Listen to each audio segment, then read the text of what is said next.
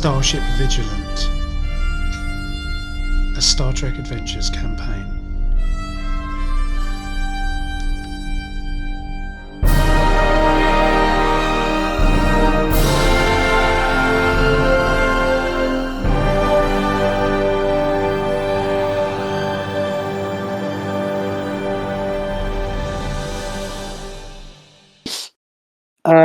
The latest session of Star Trek Vigilant, Starship Vigilant. I've got no idea what the session number is. I think it's about 44, 45.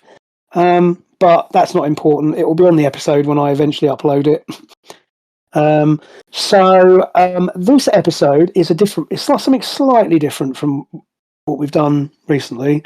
So this episode is drawn from from inspiration from an article that was posted on the Star Trek Adventures Facebook group by a gentleman by the name of Brent Knorr.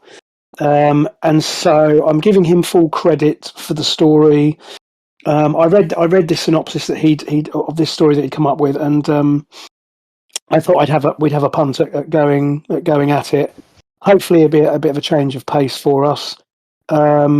Today's date is, I believe, the 26th of January 2022, just for posterity. A couple of admin notes. First of all, I apologise that I haven't posted up the audio from the last session. I will do so before the next session. I will get both of these sessions uploaded. I'm not going to lie, I just haven't got around to doing it. This, that, and the others come up. So again, I apologise for not having it up. I would have probably liked to have had a bit of a listen back to it myself, but I will. You don't need to apologise if you can't get it up, Steve. Yeah, quite. And I knew if someone was going to make that joke, it would be Kevin. So that's good. You walk straight into that one. And it's nice to know the pressure's off me. Yeah, that's right. Yeah, the tumbleweeds are blowing from Forgewood. You see, I did pay attention.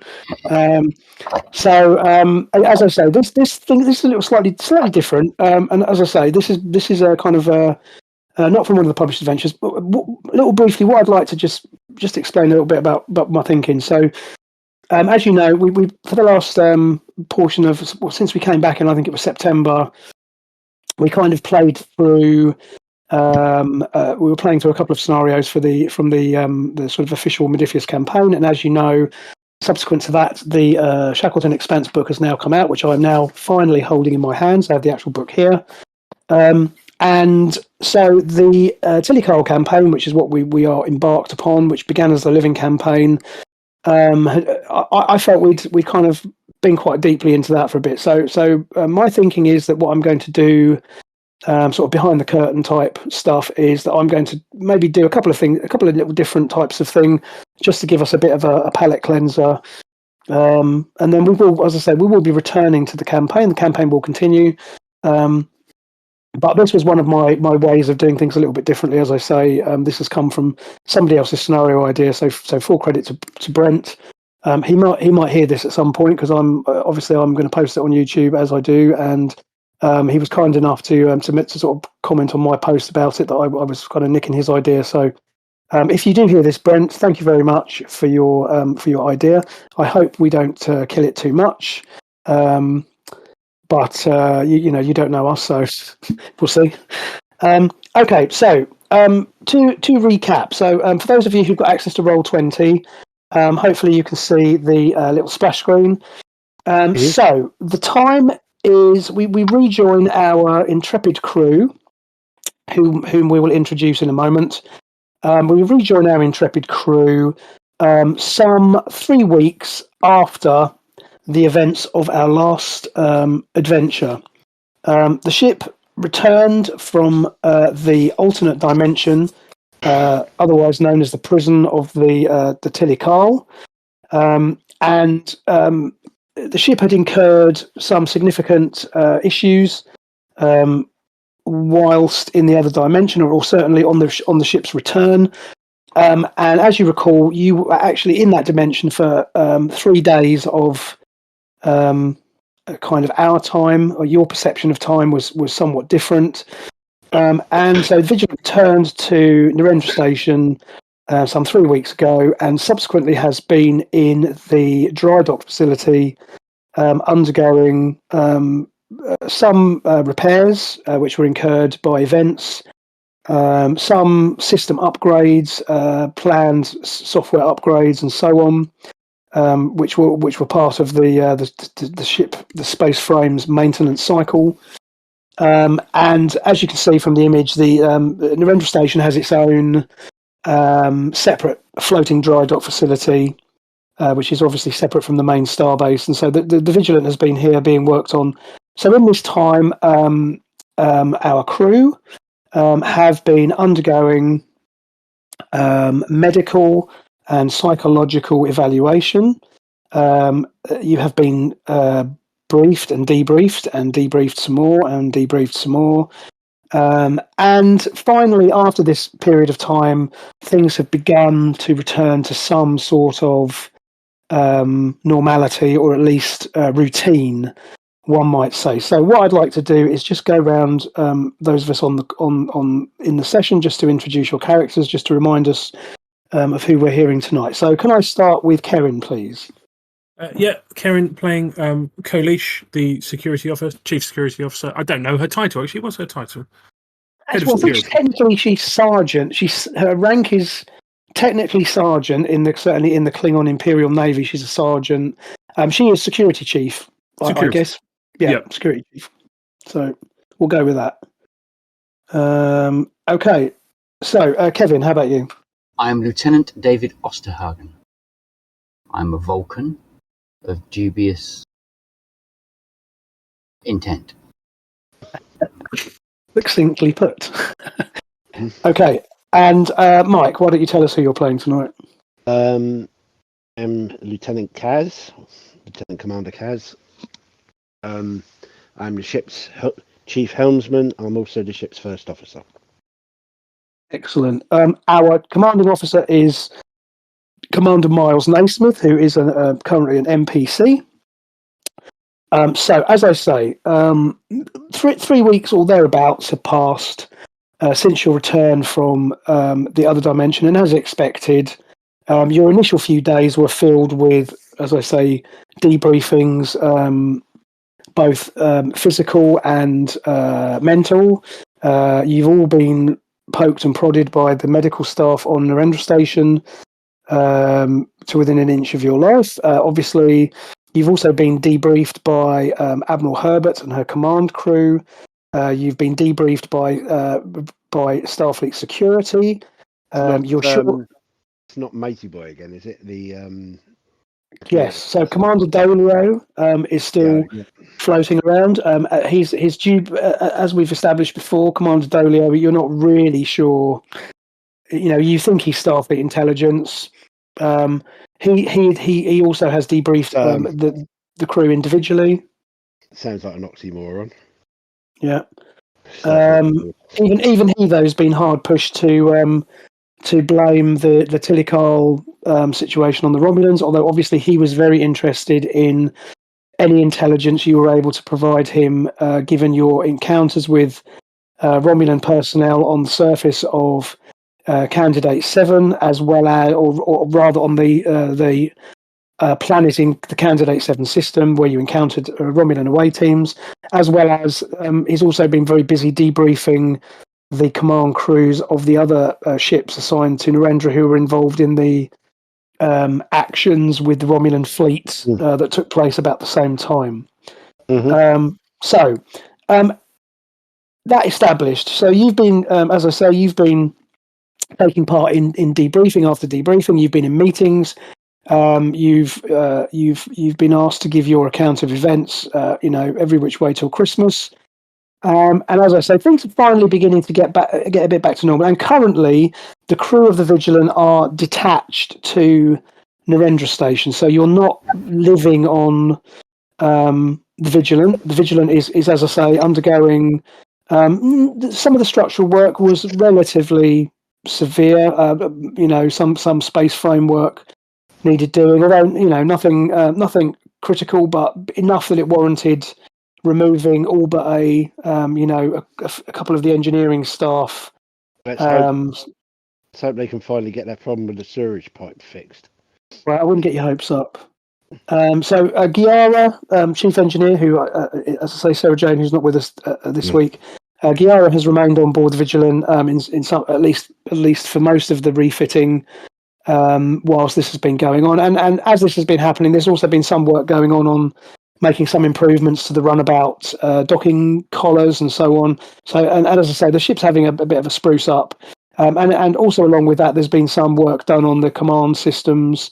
And all of you have been, involved in some capacity, depending on your role. Although most of the time has been spent, as I say, if you've had to go to the ship, then you've either transported over or shuttled over, depending on what systems are being worked on. And you've worked on what you've had to do, but then you've not been actually living on the ship. And as we've established before, on the Rendra station, there is a vast amount of accommodation and living space, and all of those of you who are assigned to ships that are embarked at the station have some form of accommodation allocated to you. We've got permanent accommodation there. We have permanent quarters assigned us. You have permanent quarters assigned to you. Some of I think the bigger ships. So the Bonhomme Richard, as you recall, obviously the Venture was destroyed during the events of the tail end of your adventures in Candidate 7 system. However, the Bonhomme Richard because the Bonhomme Richard is only assigned temporarily to the station. That crew is still predominantly living on the station, on the ship rather, but there is kind of temporary accommodation that's been provided. But the Vigilance certainly having a smaller complement, as well as the Bellerophon, which is the Intrepid class ship. You basically have accommodation that's available to you that you can take up if you wish to do so, and particularly because the Vigilance living quarters are pretty pokey. So you will have apartments. They're not. They're pretty decent, but. Right, so going around the room, I'm getting a bit of a data dump there just to kind of bring you up to speed. So first thing I guess I'd like to ask you is there anything individually that those of you who bearing in mind that you're living on this base, is there anything individually that you would like to be doing or you making use of when you have a bit of free time, as you are kind of technically on shore leave during this period, just to get that established before we move on? I'm gonna. Sorry. Go on, Mike. You first. Okay, I'll be brief. I'd like to get back in contact with the Klingon command and let them know that the Mapool might not be lost. Excellent. I'll give them the information we know on sort of recovering the Starfleet crew member, and just update them on that. That's great. I'm glad you mentioned him. So, as Karen rightly says, if you remember, you picked up a member of your crew who had been originally had been detached to the IKS Mapool, whilst he was on officer exchange program. It was the same officer exchange initiative that resulted in Kalish joining the crew of the Vigilant. This was crewman Carl Elias, who was a security officer who was assigned to the Vigilant, and he had been missing, presumed lost, along with the crew of the Mapool and the Mapool herself. And given that you subsequently recovered him from this other dimension, now he had, as you recall, he had some psychological issues with. He was very confused about time, passage of time whilst he'd been there, and his recollection of the events leading up to his disappearance were frankly unhelpful in terms of determining what's happened to the Mapool. But as Karen says, it certainly has raised the possibility that the Mapool may not be lost permanently. So certainly, Karen, General Kargan will have contacted you and will have debriefed you separately anyway on your return, and specifically, as you say, given that information about the possibility of the Mapool still being out there, yes, indeed, you've relayed that information to Klingon High Command during the course of your debriefings with him individually. So that is great. So has anybody else got anything you'd like to specifically tell me they've been doing? Right. Basically, it's coming up on the anniversary of the loss of my sister. She was killed on the Okay. the thing. So I'm going to go and basically reconnect with like the Cation, community here on the station and go and commemorate her death. Yep. And her losses and stuff, and then I'm basically going to go and reacquaint myself with some of my acquaintances on the station. Okay. Mr. Mistopheles and Deuteronomy, isn't it? Again? What's that? Mr. Mistopheles and Deuteronomy. Yeah. You, come on, you know that's what they get up to in the holodeck, don't you? Yeah. Oh dear. I'm just going to sit here and quietly watch that go sailing straight over my head. Maybe what I should redo the image of Kaz as like Taylor Swift from the Cats movie or something, shouldn't I? That would be right, pretty okay. neat. Yeah, I'll stick her in a Starfleet uniform. That's right. That's a little task for me to do. I am changing my look again. I'm going. Whereas the sort of like the mane of my hair was growing out a bit, I've skinned it down again, so I look more like that picture, or human picture. Do you know what I mean? Mm-hmm. The character. So Yeah, again, that's fair enough. I might be able to download that picture from Pornhub if you need it. No, I don't need it. So okay, what about Osterhagen then? What's Osterhagen been up to? Right. Sorry, say that again. It's on the Pussy Galore website. Ah, very good. So what's Osterhagen been up to then for this bit of time? Because to be honest, he's probably had initially he would have had obviously science stuff to report, but I guess given with upgrades happening, as in engineering work going on, he's probably had a bit less to do in the last week or so, just purely because in his room, he set up the equivalent of a digital whiteboard, and he's mind mapping the events of the last 45 episodes, and trying to see if there's a pattern. I wish you could write me a summary then. That would be very helpful. He's trying to plot out the Tilikal's movements. Okay, excellent. Okay, that's good. Potential bases or planets that they could have also visited, just to see if there's you're trying to take a holistic view of everything and just trying to get a bigger picture to see if there's anything that jumps out that, because we've been staring at it for months and months and months, we haven't actually noticed. That's great, actually. Okay, so yes, and that will. I'm going to bear that in mind, and actually, what I'm going to do is I'm going to make sure that I give Osterhagen some sort of benefit from that. So probably what will happen is there'll be an advantage that I'll probably create. The other thing if you're investigating this stuff. Yeah. So one other thing you can do is ask.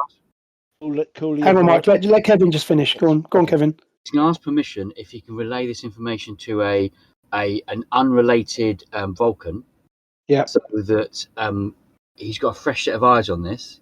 Okay. So you got my map, and the guy go, "Oh, what about that place?" And you go, "Oh, we didn't see that. What? We didn't notice that." So someone who hasn't experienced it, and so we can talk through it and kind of add to the chances of finding something.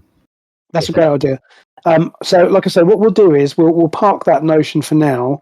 But what we'll do is we will, as I say, when it's appropriate, I'm going to grant you a situational advantage based on that.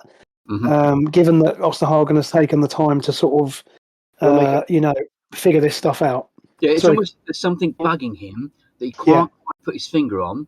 So we're trying to mind map it out to find out what he's missing.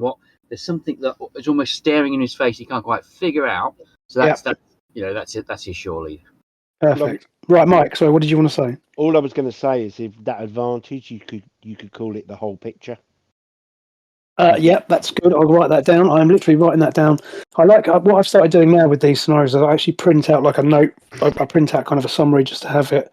And you should see at the moment it's covered in biro scrawl because I've just written all this down. So that's good. That's very good. Excellent. Okay. So, as I say, you've all been going about your these routines, and everything you've described there is absolutely fine. I'm sure as with Kaz, Kalish probably has kind of re-engaged a bit with the Klingon community. As you know, Narendra Station is a co-managed base with the Klingon Empire, and things have been tense lately. Our setting is a little vague. I'm never quite sure whether we're kind of. I think we're sort of early. I think we'd established you're in like early 2372, tail end of 2371.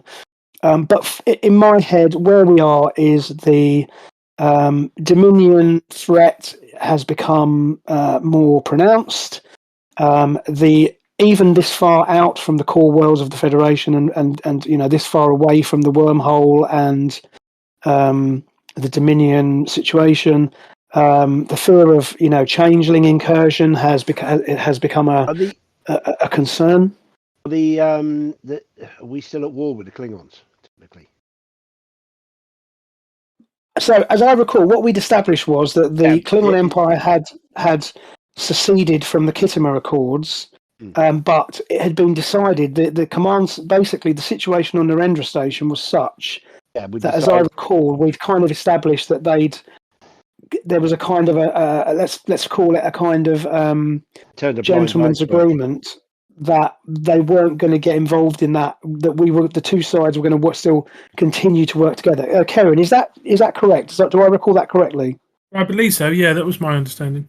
So, in other words, although technically in the Alpha Quadrant, the Klingon Empire is currently not working with the Federation, that kind of treaty had sort of been abandoned. As I recall, we'd established that the command staff, the Klingon command staff, and the Klingon personnel, as a whole, and I'm sure there are individuals who would disagree with that position, but the decision had been taken that given the fact that Narendra is pretty much as far away from that situation that you can get, the situation is a kind of a tense, or at least it's a slightly tense standoff, but as in you're still continuing to work together, because the mission of the base is not related to that.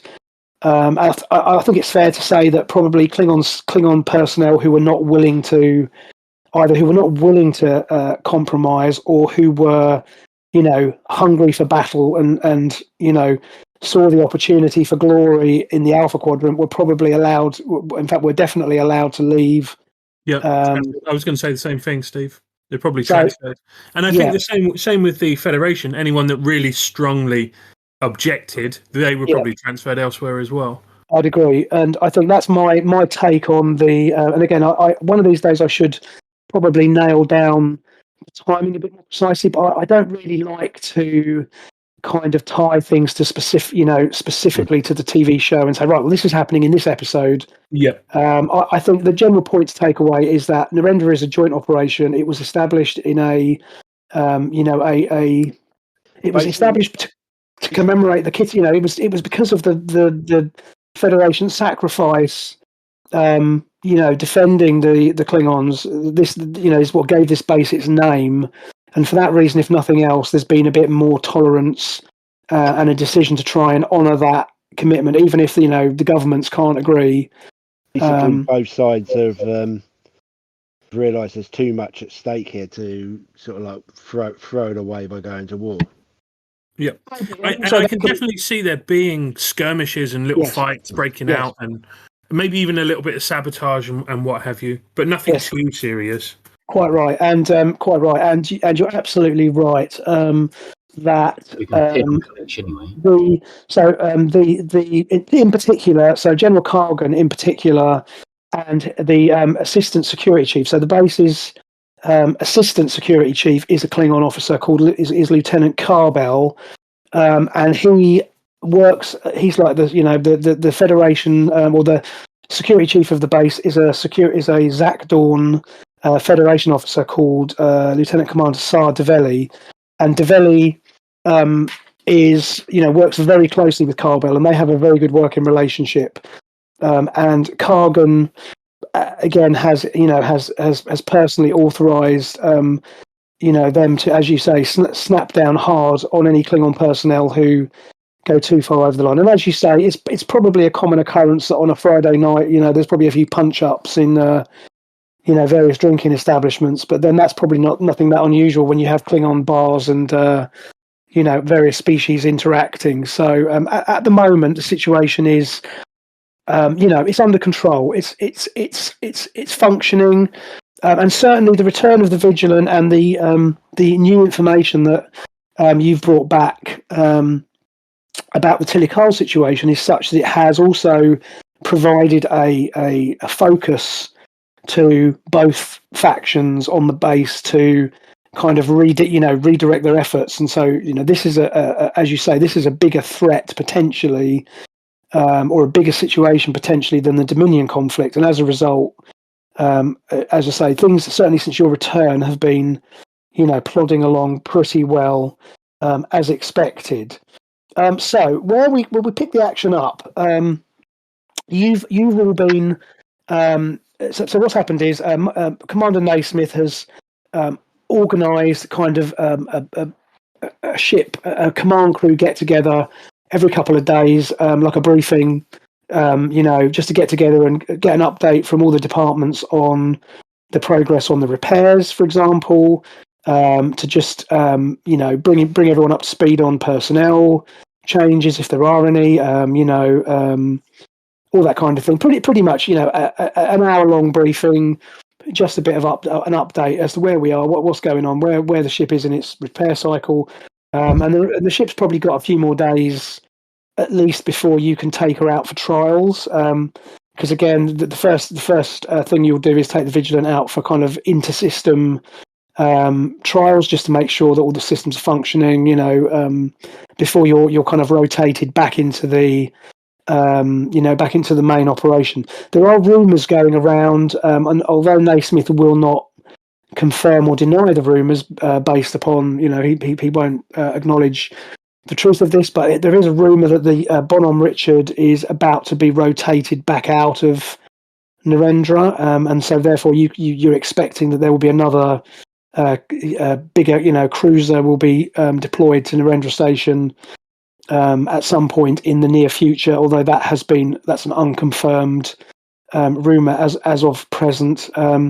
And certainly, given the loss of the Venture, which was very keenly felt by everybody on the base, and there were many survivors from the Venture, and so that part of the rumour is that those survivors will be kind of redeployed with the Bonhomme Richard back to the core systems, for where they'll be able to reunite with family and all the rest of it.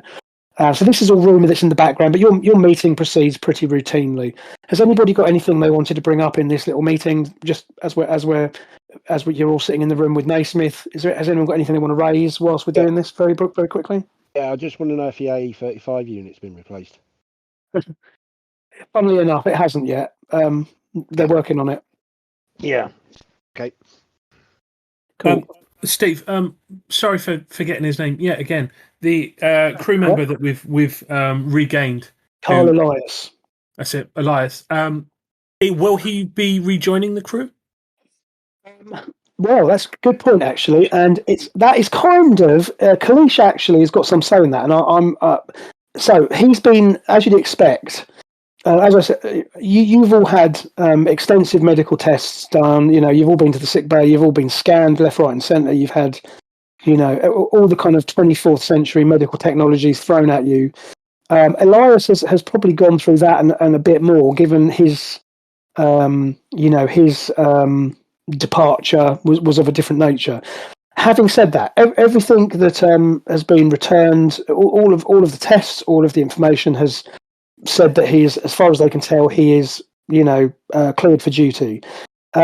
He's still thinking about his future at the moment. He doesn't know quite how he feels, because obviously he has quite a large gap in his memory. Yeah. As I said, he remembers being on the Mapool, and that was kind of it. And then obviously there was we had a whole scene with his sort of fragmented memories that he had. So I think the honest answer is he's probably undecided at the moment. He's been given time to decide what he wants to do, and he's, you've seen him around the base. and he's also been on the Vigilant as part of his duties. But it's unclear at this point as to whether or not he will return to duty. So one thing you can think about, Karen, is if there is a particular if you'd like to introduce another supporting character to take over that role, I'd be more than happy to entertain that, because, as I say, Elias is a kind of a floating piece. You can certainly have him rejoin the crew if you think that would be good for the story, but also, alternatively, if you would like to bring a different dynamic and bring somebody else in, I'd also be happy to entertain that. So at the moment, I'll say he's sort of up in the air. He hasn't quite decided what he's going to do. Yeah, okay. Well, speaking out of game then with the rest of the group, I think it would be very interesting to have him back, especially if maybe gaps in his memory start to crop up again, and maybe he experiences different, I don't know, psychological phenomena and stuff. I think it could be quite interesting to have him back in the crew. I concur, and basically he's one of us. He's one of ours. So we look after our own. I mean, I'm more than happy for that to happen. I've really got no problem with that. As I say, it was purely, again, always with this small ship and this small crew, because because you spend a lot of time kind of at the base, it's quite easy for us. And again, this is kind of out of game talk, but it's quite easy for us to bring in new characters. God knows how many chief engineers we've gone through. I think about 4, isn't it, so far?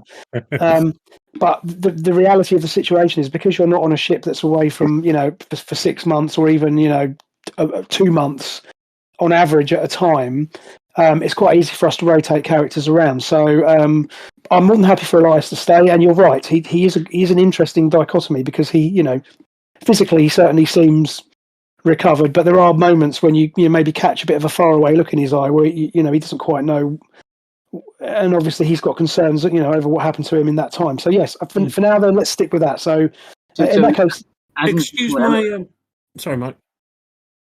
Like I say, as an additional element to that, given that I ran the adventure where that ship vanished and know what happened to it, I don't mind picking him up as an NPC.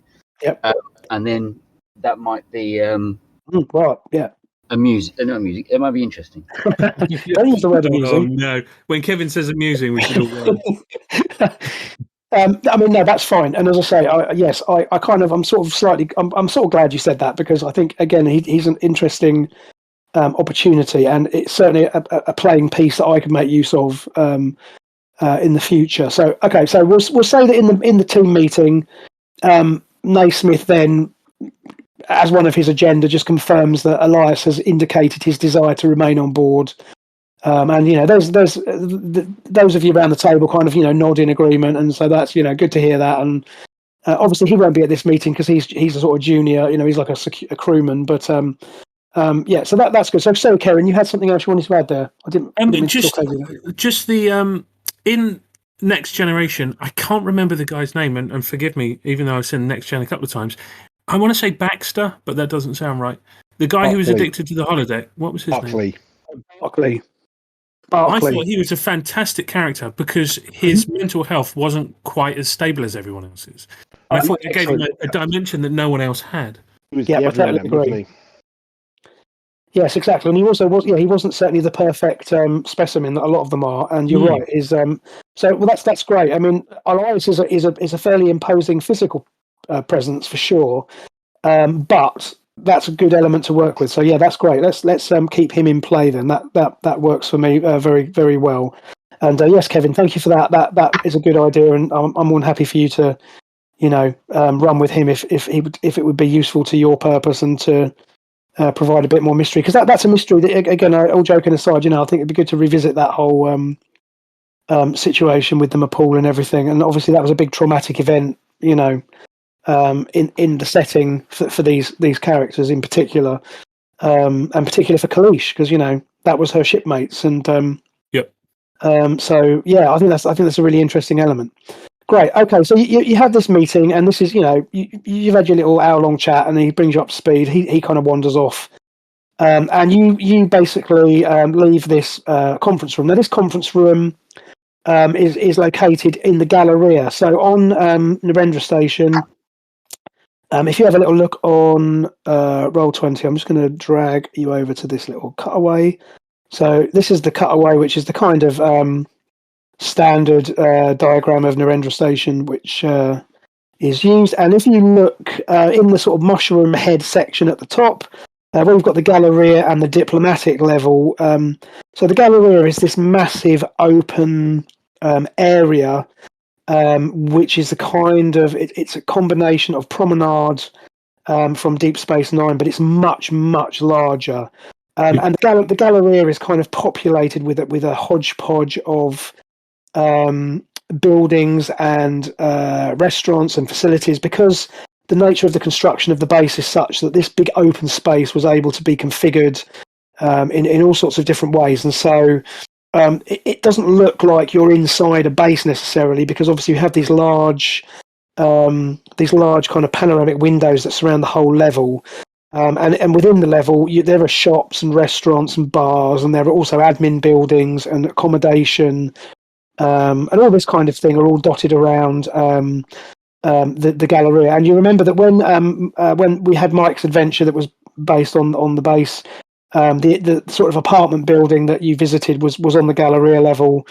And so again, there are times when you're in the Galleria that it could look like you're in some big city, on some core world, because there, as I say, there are Klingon restaurants, Ferengi restaurants, Andorian restaurants, all this stuff around, and it's a big hubbub of activity.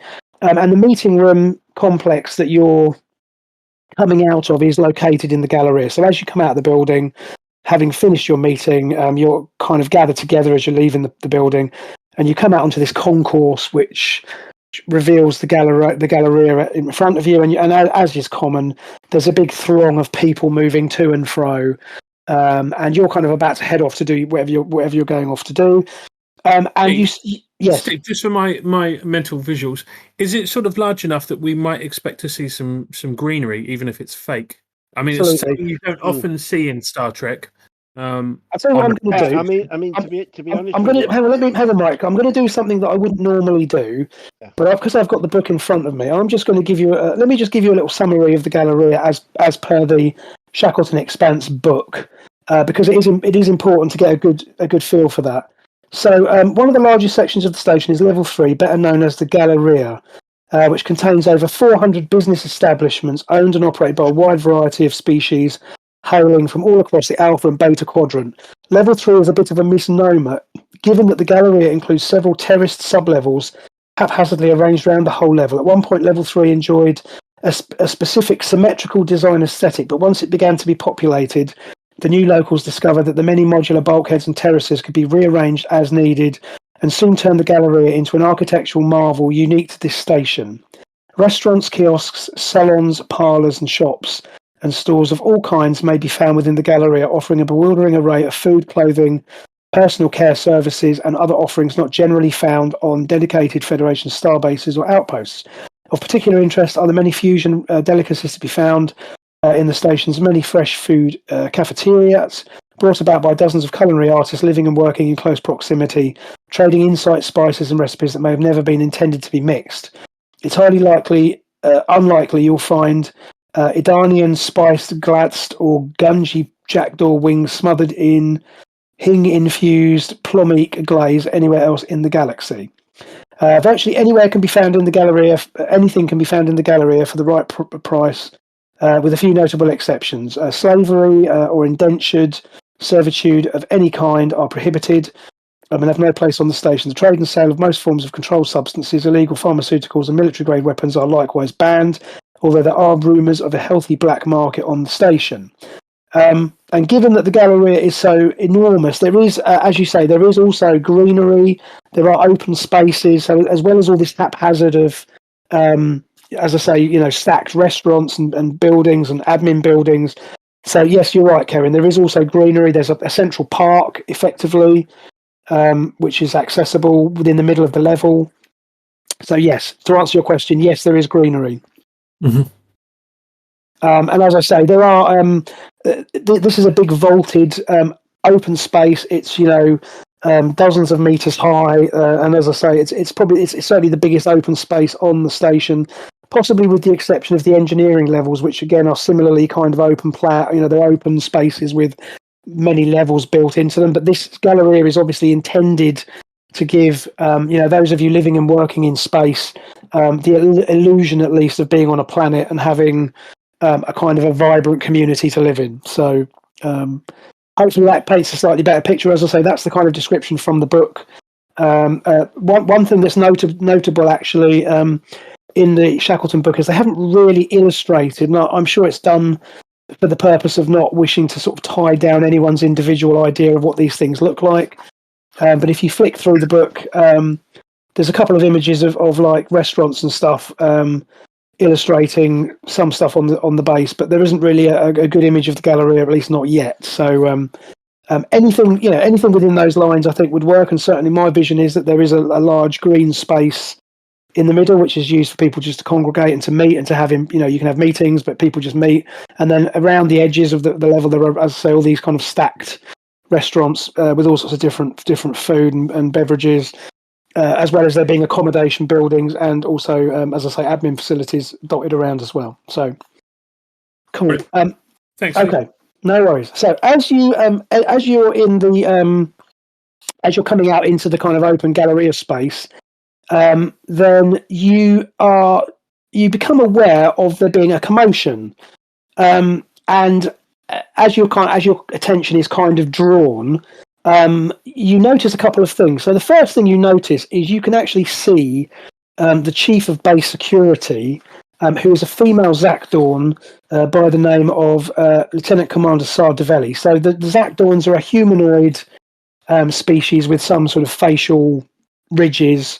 But to all intents and purposes, she's a female humanoid, and you can see by her side is the towering shape of Lieutenant Carbell, who Kalish, you in particular, recognise as being the base's assistant chief of security, and they seem to be engaged in a heated argument with several Klingons as well as several Andorians, and the Andorians in particular appear to be in civilian clothing. The Klingons.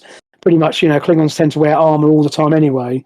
But you can see that the two security personnel have kind of interceded themselves between these two groups. And Osterhagen, as you're watching this with kind of in some interest, you actually notice that along in the middle of this cluster of people, you actually recognise one of the Vigilance crew members.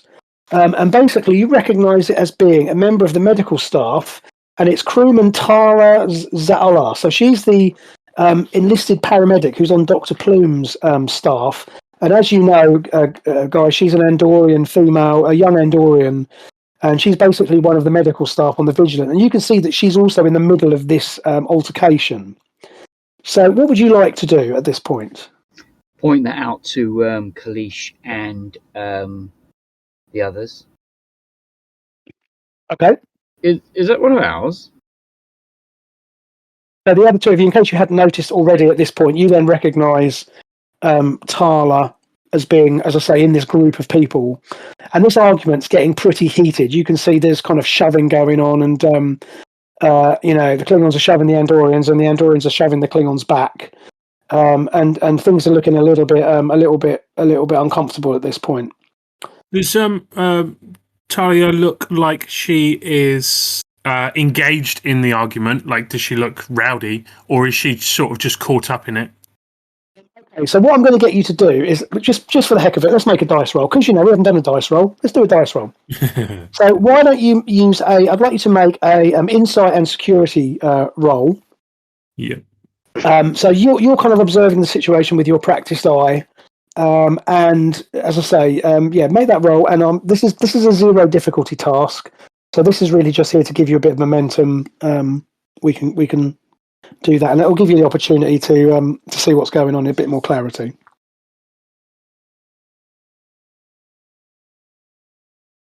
Cool, 2 successes, perfect. Okay, so that's going to give you a momentum pool of 2 for now. Right, Karen. So you quite clearly see that Tala, she appears to be trying to reason. It looks like she's reasoning with one of the Andorians. One of these Andorians is very large. So Klingons, as a rule, are obviously big, big imposing humanoid specimens. Both male and female tend to be bigger than the average human. And Andorians tend to be, generally speaking, slightly more within sort of human norm parameters. But this particular Andorian, he's certainly a physical match in terms of his stature to the Klingons, and he seems to be getting in the face of one of the Klingons, and it looks like Tala is trying to basically talk him down, if that makes sense. Okay. And as I say, you can see the two security officers are in the middle of this, kind of obviously again trying to diffuse the situation. But this shows no signs of of calming down at this point. Okay. And you notice also around this argument, kind of other passers-by are kind of giving it a wide berth. So there's like a again, there's plenty of people about, but there are a couple of security officers you notice who are just hanging back. They look like station security crew members, but they're kind of not too far away, but they're kind of hanging back whilst their superiors are trying to deal with this. Dave, I think Kolish would storm over there. She would turn to Tala and order her to return back to her quarters, and then turn to the rest and demand answers, I think. Okay. So, all right. So, what are the rest of you going to do? Are you going to go along with it, or are you going to keep out of it? I'm going to follow up. Brain lock. I'm going to go in as well. I'll follow up Kalish. In with Kalish. Okay, so, because I am Tala's superior officer, commanding officer, or second. Well, you're certainly the first officer, so yeah, she's one of yours. And Osterhagen, are you going to just get your DNA scanning tricorder ready, just in case, Absolutely, but so the Kalish's so there's essentially two groups: Klingons versus the Andorans. People in the so there's basically a group of let's say four. There's four Andorians, and there's three Klingons, plus there's Tala.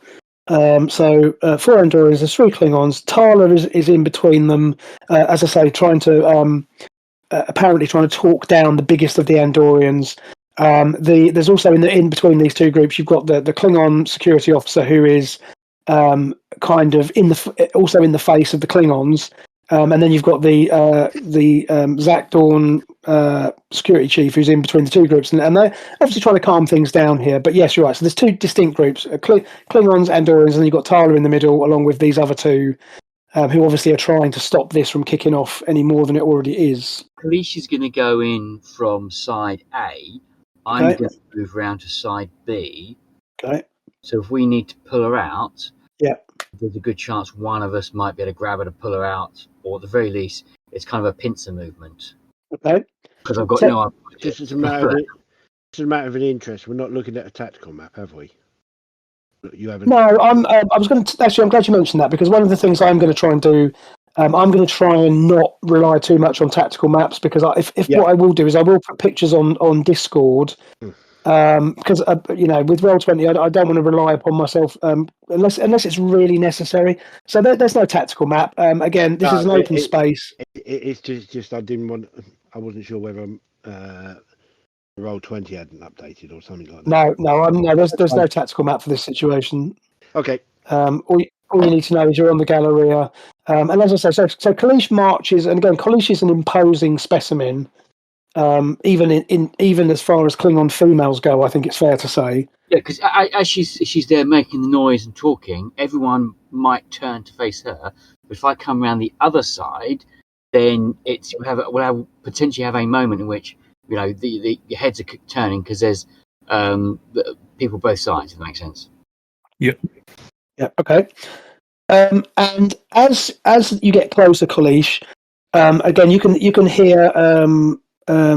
This kind of there's a cacophony of voices between these two groups arguing, and it soon becomes clear that you can see that Tala is definitely trying to talk down this Andorian, and she's as you get closer, you hear her say Zio, this is not the way to handle this. This is not the way to handle this. Let's talk about this. Calm down. You're not doing any good here. And he's kind of essentially ignoring her. And he's kind of gesturing at this other Klingon. And the Klingons are using, the Patak word quite a lot. And, dishonorable blue skins is being thrown about between the two groups. What did she call him? Zio. Zuo. Zio. So she seems like she seems to know his name. She's using his name, Zio. So when I'm in position and they're all staring at Kalish, I'm going to say, what was the girl's name again? It's Tala. Go with Tala. So I'm going to say, Zio, better listen to Tala in a kind of a loudish voice, but kind of puff myself up and sound imposing, so that they are all aware that we are at both sides of them. So at this Zio character, who, as I say, is a very impressive-looking Andorian. So if you have a look in Discord, so if you go into the Discord game chat, I think what I'm going to do, let me see if I can just add a picture. So if you just bear with me. No, I did gather some pictures together because, like I said, what I've done is I've gone to the trouble of just gathering a few images together. Let's see. You see that in Discord? So if you go into the STA game chat, Not yet. you just refresh it. There it is. Oh, right, Yeah. yes. Okay, so Zio is a big, imposing-looking Andorian, and he's got kind of his head whips around. His head and his antenna both kind of whip around in surprise when he hears his name. And a couple of things happen simultaneously here, Osterhagen. So you see Tala's face, even though it's blue, it seems to go a kind of a paler shade of blue as she notices. First of all, she sees you coming towards her. She also then clocks Kalish marching into the fray, and then takes in. You can see she then sees that Kaz, who's the first officer, is also on the scene. And meanwhile, the couple of the Klingons who are in Zio's face kind of laugh raucously and say, "You should listen to the Leaf Eater," gesturing at you, Osterhagen.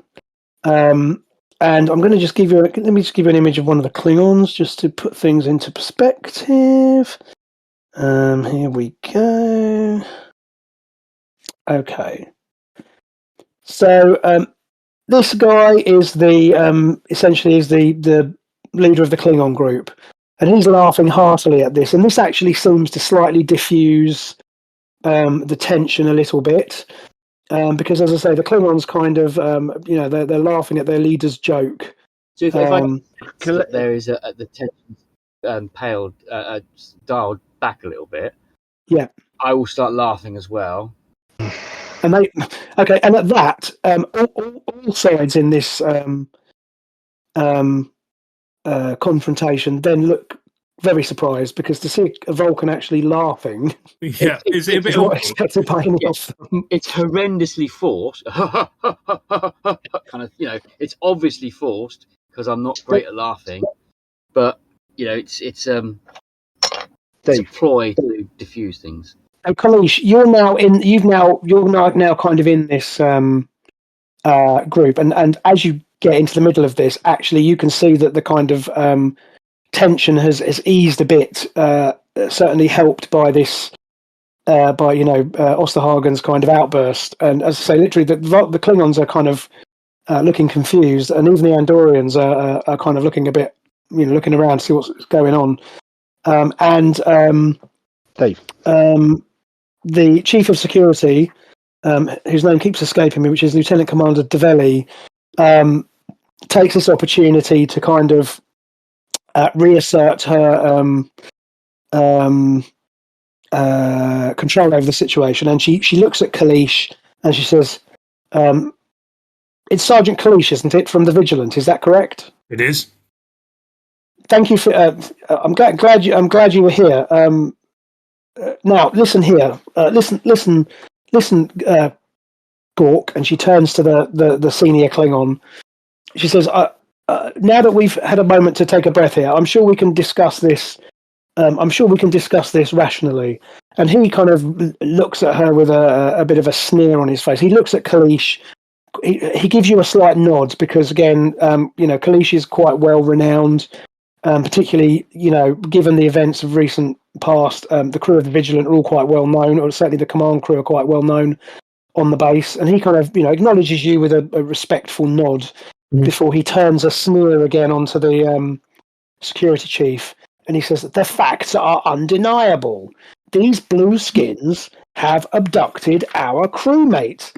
There is nothing to be done apart from us to join battle with these cowards. And obviously at the word cowards, the Andorians then all kind of bristle again. But this time it's Zio, sort of, again, who seems to be the leader of that group, kind of backs them down a little bit. And the security chief again says, well, there's no evidence of your accusation. All we know for sure is that Chitai has not been found. That's all we know. There's no evidence to suggest that the Andorians have abducted her or done anything more sinister. I must insist that you allow me to follow my investigation and to determine the truth of what's happened here. Could she not simply be sleeping off a bad case of blood wine somewhere on the station? And again, the Klingons kind of, look insulted at this. This Krithom, who's obviously this guy on the screen, he says, "You would suggest that she would miss a game of this magnitude through sleeping off blood wine? I'm insulted for my team, and I'm insulted for the entire Klingon Empire. How dare you make such an..." And once again, you can feel the tone of this argument is beginning to rise again. So, what would you like to do?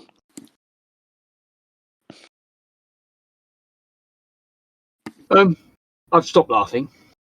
It's been going on for about 3 minutes of just uncomfortable laughter. And I'm going to say I was just in a kind of enunciate. I found this less funny now. Dave, you there? Yeah, sorry, go on. I'm here. Kevin was talking, so I was just waiting for him to finish. Go on. I'm quickly, the mention of a game, I'm quickly going to well spotted. Scan my memories to sit or scan things. And basically Klingons versus Andorian sports and bring that up. Okay, so you suddenly realise that you recognise some of these individuals, and you recognise that certainly the Andorians you recognise are or appear to be members of a ice hockey team. Ice hockey is an Earth sport which has become surprisingly popular amongst non-human species in a way that some of the other Earth sports have not caught on. So baseball is still considered, very much a kind of a human obsession, certainly for certain Starfleet personnel. But ice hockey has actually become quite popular amongst some of these species, in particular Andorians and Klingons, because of the physical kind of martial nature of the sport, and to the extent that there is actually an ice hockey league, and you recognise that the Klingons in particular, sorry, the Andorians in particular, you recognise them as being members of the team known as the Andor Atomics, and these basically are ice hockey players. And these are not Starfleet personnel. Certainly, the Andorians are not Starfleet personnel. They are members of a hockey team.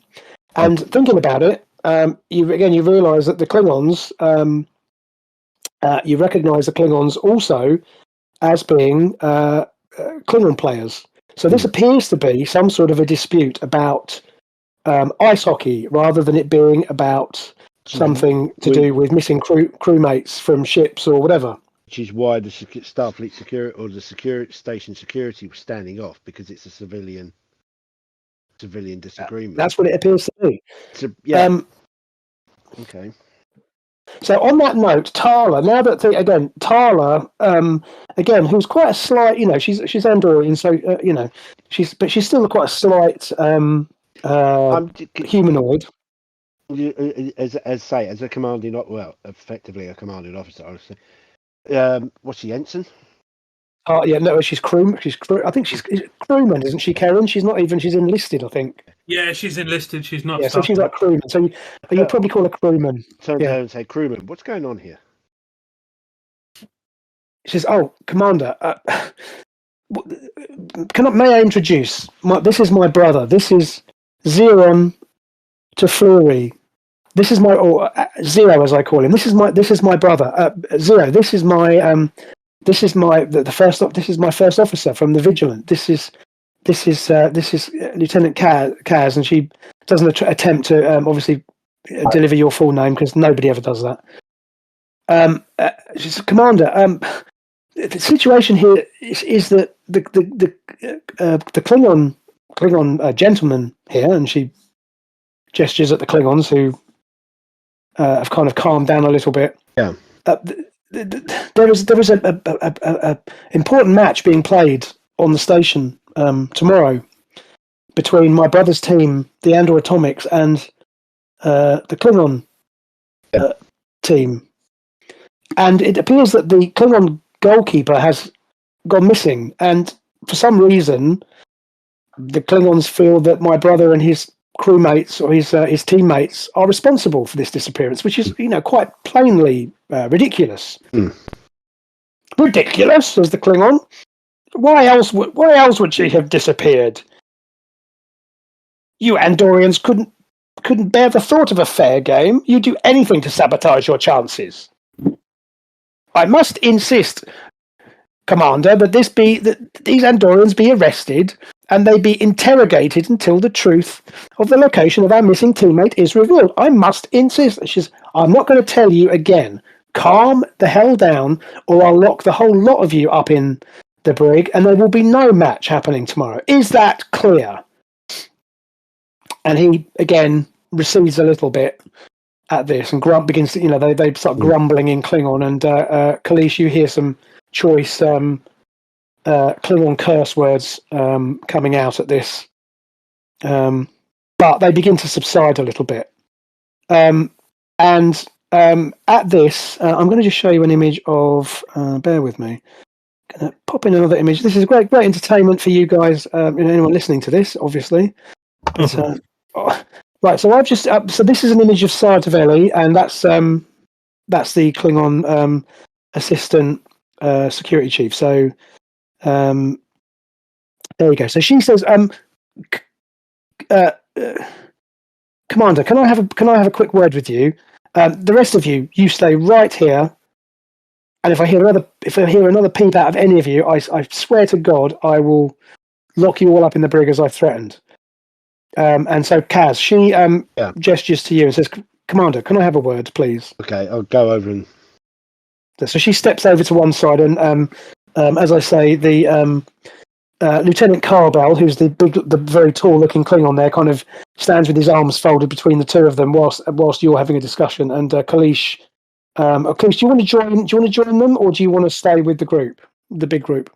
No, I think I want to overhear what's going on. So I will, even though I wasn't invited, I will. I'll walk over with them. Oh, that's fine. And Osterhagen, what are you going to do? Stay with the big group. Okay. So if the Klingons kind of be standing in the middle facing one group, I'm going to stand behind him facing the other group and kind of do exactly the same thing. It mirror what he's doing, folding his arms. Yeah. And looking, I don't know, lieutenant-ish. Just out of interest, as you go to one side to have this conversation, Osterhagen, so you see the others kind of, they step over to one side and start having a little quiet conversation. Whilst you're doing that, interestingly,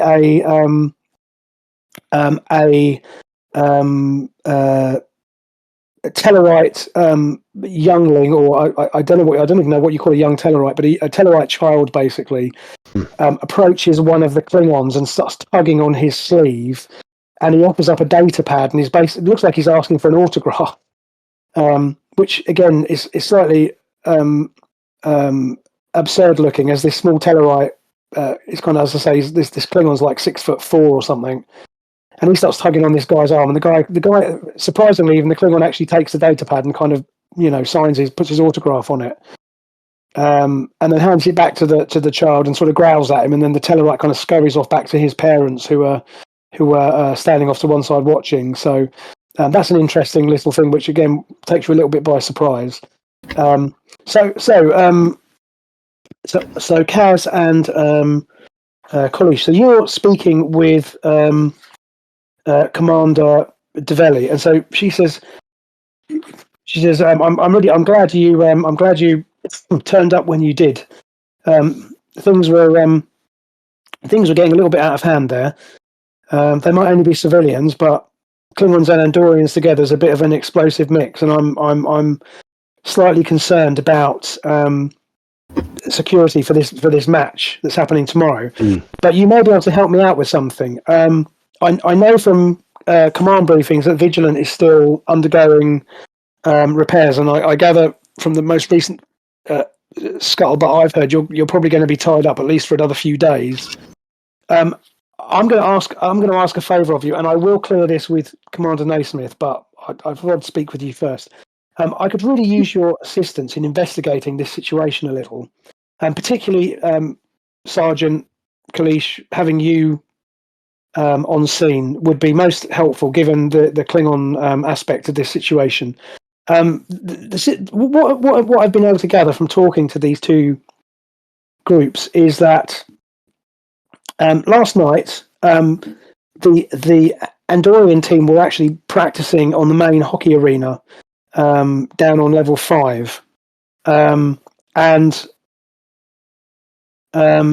whilst they were practicing, the Klingons were using the practice arena, which is located nearby.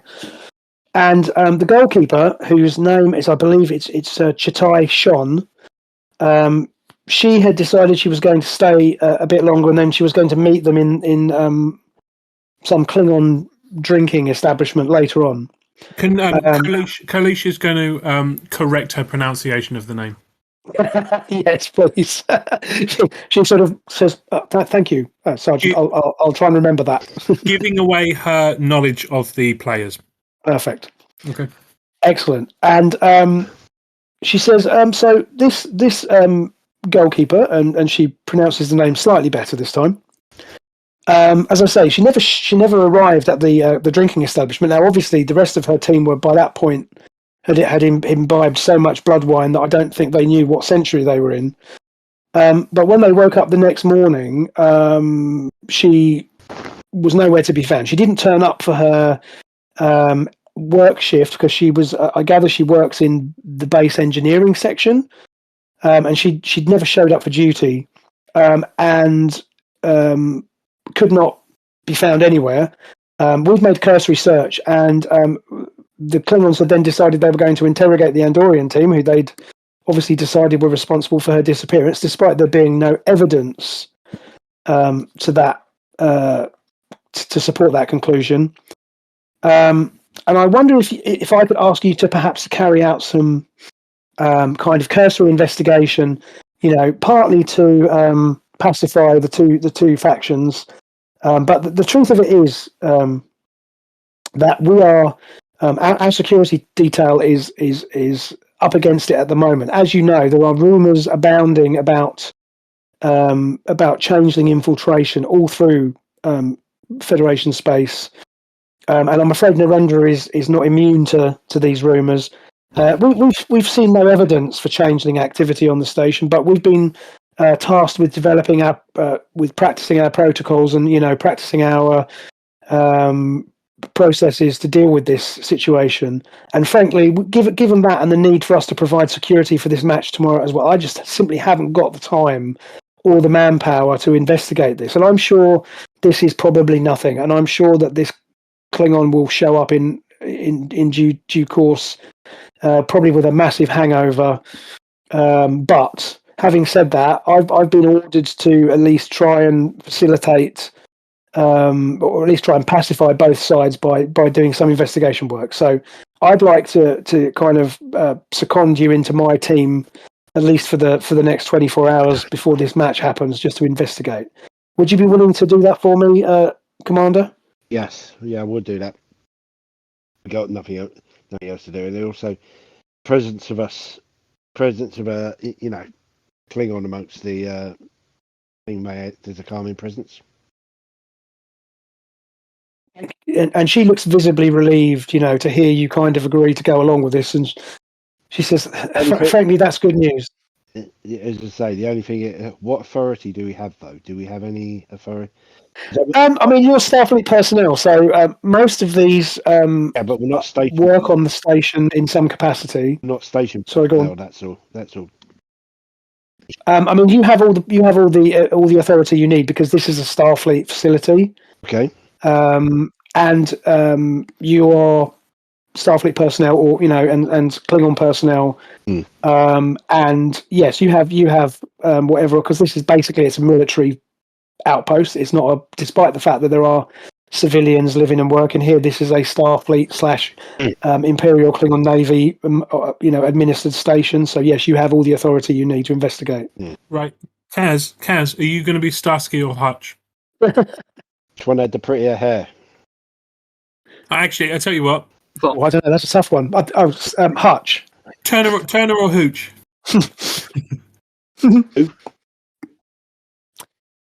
You don't know who Turner and Hooch are? Oh, I'm playing in character. You wouldn't like Hooch because he's a dog. So exactly. I can't imagine you going well with him. Okay, so Develli goes back over to the she says, "All right, just bear with me a moment," and she goes back over to the script. She goes, "Right, are you listening?" And she says, "Zero, here." She says, "Right, I have arranged for a special investigation unit to be headed by these crew members from the USS Vigilant. You've heard of them, right? Both the Klingon and the Andorian sort of nod and go, right. They're going to investigate the disappearance of your crewmate, teammate, and I have given them full authority to act on my behalf in this matter. They will be given every resource we can make available to investigate this and to bring this to a conclusion. Yeah. I do not want to hear of any more trouble between your two teams whilst they are carrying out their investigation. Is that clear? And the Andorian Zio, even he agrees.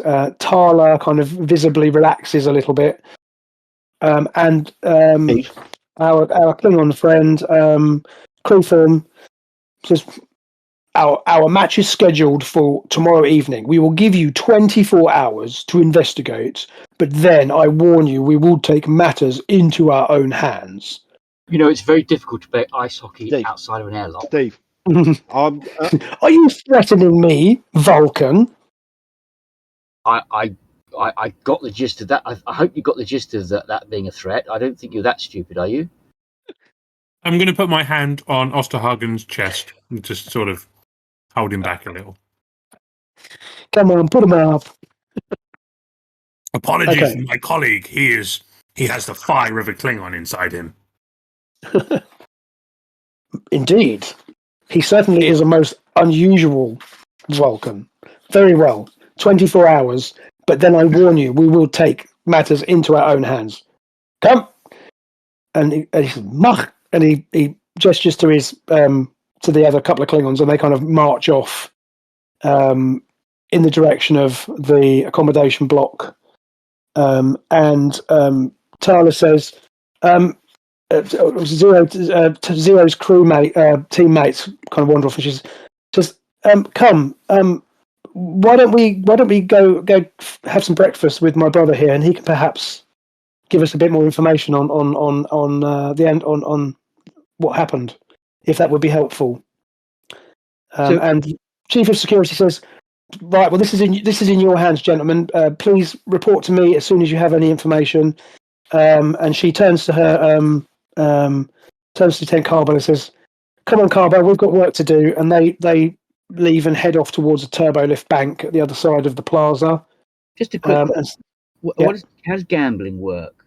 Is there a gambling? Oh, yeah, gambling's. Have you heard of Ferengi? Yeah, I mean, gambling is legal to a point. So certainly, gambling is encouraged within certain guidelines. So there are limits on what you can gamble because, again, it's seen as being a. And again, I'm extrapolating a little bit here, but we know that in Deep Space Nine, obviously Quark had Quark's Bar, and it's a gambling establishment. Now, obviously, that was a Bajoran station technically, but again, given that this base supports a variety of different, species, and particularly because of the Klingon contingent, because the Klingons like nothing better than to drink and, gamble and wager. So there is gambling, but it is controlled to the point that it's difficult for people to get into, because debt's a funny thing, really. Because again, in commerce in the 24th century is very kind of vaguely defined. But basically, my understanding of things is you don't need money to get the basics in life, right? You don't need to acquire money because replicators mean that nobody goes hungry, because certainly not in Federation, Klingon, whatever it's that areas, because you have replicators. But having said that, the acquisition of wealth can be seen as being a healthy, for mental health, it can be a good thing. So what I'm essentially getting at is it possible to go and determine whether there has been any unusual betting on the Klingon team losing, or the Klingon? Do you know what I mean? Okay, no, sure, yeah. I mean, you probably have to go and do a bit of digging around in some of the around the Galleria, because again, there's plenty of establishments. But I think that's fair. I think my understanding of it is that gambling would be tolerated to a point. So no one's going to get rich off it, because you don't need to get rich, right? You don't need because with technology and the way things are in the 24th century, particularly within Starfleet and Federation, nobody needs to gamble to make money, but you can gamble for fun. It's encouraged because it's a healthy thing. But it's potentially not really a line of inquiry. Then it wouldn't be a case. It is a line of inquiry, because as mentioned in earlier on, there is certainly a there is a rumored to be a black market on, as in most big places. There's the law, and there's the bureaucracy, and there's the administration, and then there's bound to be some stuff going on that's kept on the down low. And again, part of it may just be because people like to think they're getting away with stuff. But you could certainly look into that. That's certainly a line of inquiry, absolutely. So, as I say, Tala has invited you to come and grab some breakfast with her brother, just to get a bit more information. So, is anyone going to take her up on that, or does anybody want to go off and do anything else separately? Just before the Klingon team leave, I will have them sign a very official document. I need each of their signatures. Okay. And I will produce a marker pen, which is, I know it's a little odd to have a marker pen. And I mean, the documentation doesn't really look very official. It actually looks like a program. But it's the only thing I have on me at the minute. But totally, I will understandable. Sign their names, just to say that we've had this conversation. And I'm trying not to blush as I'm asking them. I'm sure the Klingon High Command will appreciate your diligence. And they are happy to do so, because again, they are comfortable in the role of being somewhat of a celebrity within their chosen field. So yes, they certainly sign that with all due diligence. But it's all official. It's all official. Absolutely, yeah. I've got no doubt it is. Yeah, we'll enter that into the log. That's definitely official. Right, so who wants to go and have some breakfast with this Andorian, or do any of the rest of you want to go and do anything else immediately? No, I think listen to what she's got to say before we make a move on anything else. Okay. Yep. All right, so basically, Tala then takes a moment to introduce you all to her brother officially. So she says, Zio, this is Lieutenant Kaz. Lieutenant Commander Kaz, our first officer, and this is Sergeant Kalish of the Imperial Klingon Navy, who's our Chief of Security, and this is Commander Osterhagen, who's our Chief Science Officer. And he nods with all due formality now that the confrontation has subsided somewhat. And she reveals that Zio is in fact he's her younger brother, even though he's like way bigger than she is. As I say, he's quite a beefy specimen for an Andorian, but he seems polite enough, and so she leads you across the Galleria to a small there's like an eatery on the edge of the park area with outdoor seating, and she she suggests you head there, and they have a selection of delicacies for all palates. So they have Andorian and Klingon and human and various other species meals. So does anybody actually want to eat anything, or are you just going to sit and maybe have a coffee or something and hear what he's got to say? Yeah, I should have a croissant. A croissant. A little croissant. I will have the Klingon equivalent of coffee, whatever they drink. Yeah, that's cool. They don't drink blood wine all day long, do they? So I'm sure they have other. Yeah, all day. It's just most of the day. Right, hold on a minute. I just wanted to check. Oh, actually, I did. I don't know. This might again. So this is an image of. I'm going to use this image for Tala as well. So that's just to give you an idea of Tala. So again, young Andorian female. Obviously, you know her well from her work on the Vigilant. You know her to be very competent as a physician, and she works very well with Dr. Plume and the rest of the team.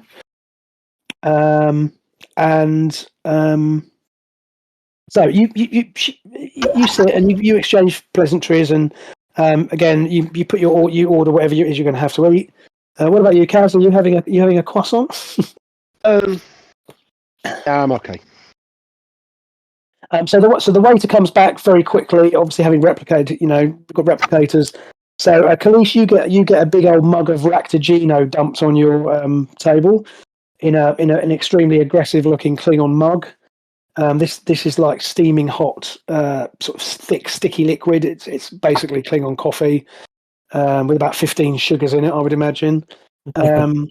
And again, Osterhagen, you get your pastry, whatever it is. And after the pleasantries are out of the way, Zio reiterates that he has no doubt that his teammates would not stoop to such tactics. He says, we certainly have no need of underhand tactics to beat the Klingons. We've beaten them before, and I have no doubt that we are in a good position to win tomorrow. How many times have you played them, and how many times have you beaten them? Well, by my recollection, as long as I've been in the team, we've played them 6 times, and I believe we've won the day on at least 3 occasions. Okay. He said, so I believe we are evenly matched, but I have confidence in my team and our tactics. And even though the rumor is, and you'll understand, I hear things, and I am not a member of Starfleet, but I do hear that the odds makers are favouring the Klingon team in this particular match. But I'm convinced we could beat them, even if Chatai or whatever her name is, and she make no mistake, she is a skilled player of hockey, and she is a formidable keeper of goal. But I have no doubt that even with her playing at the top of her form, that we will still be able to carry the game tomorrow. So we have no reason, and I vouch for my team absolutely, and we have no reason to kidnap or to do worse to this Klingon player. So I have no idea where this idea has come from, but I'm sure that we are innocent in this, and that the facts will reveal this to be so. So if there is anything that myself or my teammates can do to assist you in your investigations, then you have only to ask. And he seems genuine. You don't need to make a roll for it. I mean, obviously, Kalish, you're used to, you find Andorians a bit hard to read, but they're kind of Klingon-like Andorians. They're very passionate. They don't really beat about the bush. So you're pretty sure that he's telling you the truth. Yeah, and they're not quite as honourable as Klingons. I mean, nobody is, right? Klingons are the most honourable, but they're still an honourable race, right? They're all right, they're not Klingons, but they're fine. I think again. I mean, they're no Ferengi, are they? No, well, no, absolutely not. But exactly. I think the Klingons have a healthy. I think generally Klingons have a. Mike, what do you think? I think Klingons have a healthy respect for Andorians. I mean, Andorians are warriors. They're another warrior species, really. Yeah, they respect them as warriors. That's about it, I would guess. Yeah, I mean, as you say, obviously they're not as good as Klingons because nobody is. But exactly, I think if you put a Ferengi, an Andorian, a Ferengi, and a human in a room, I think the Klingons would probably, pick the Andorians to survive out of the three of them, just because they're closer in their approach. So yeah, I think that's fair.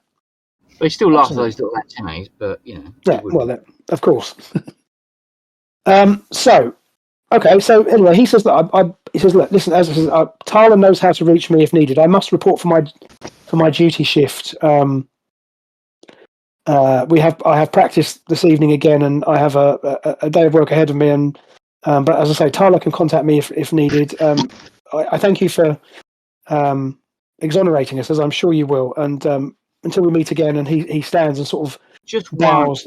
Just one more question. Of course.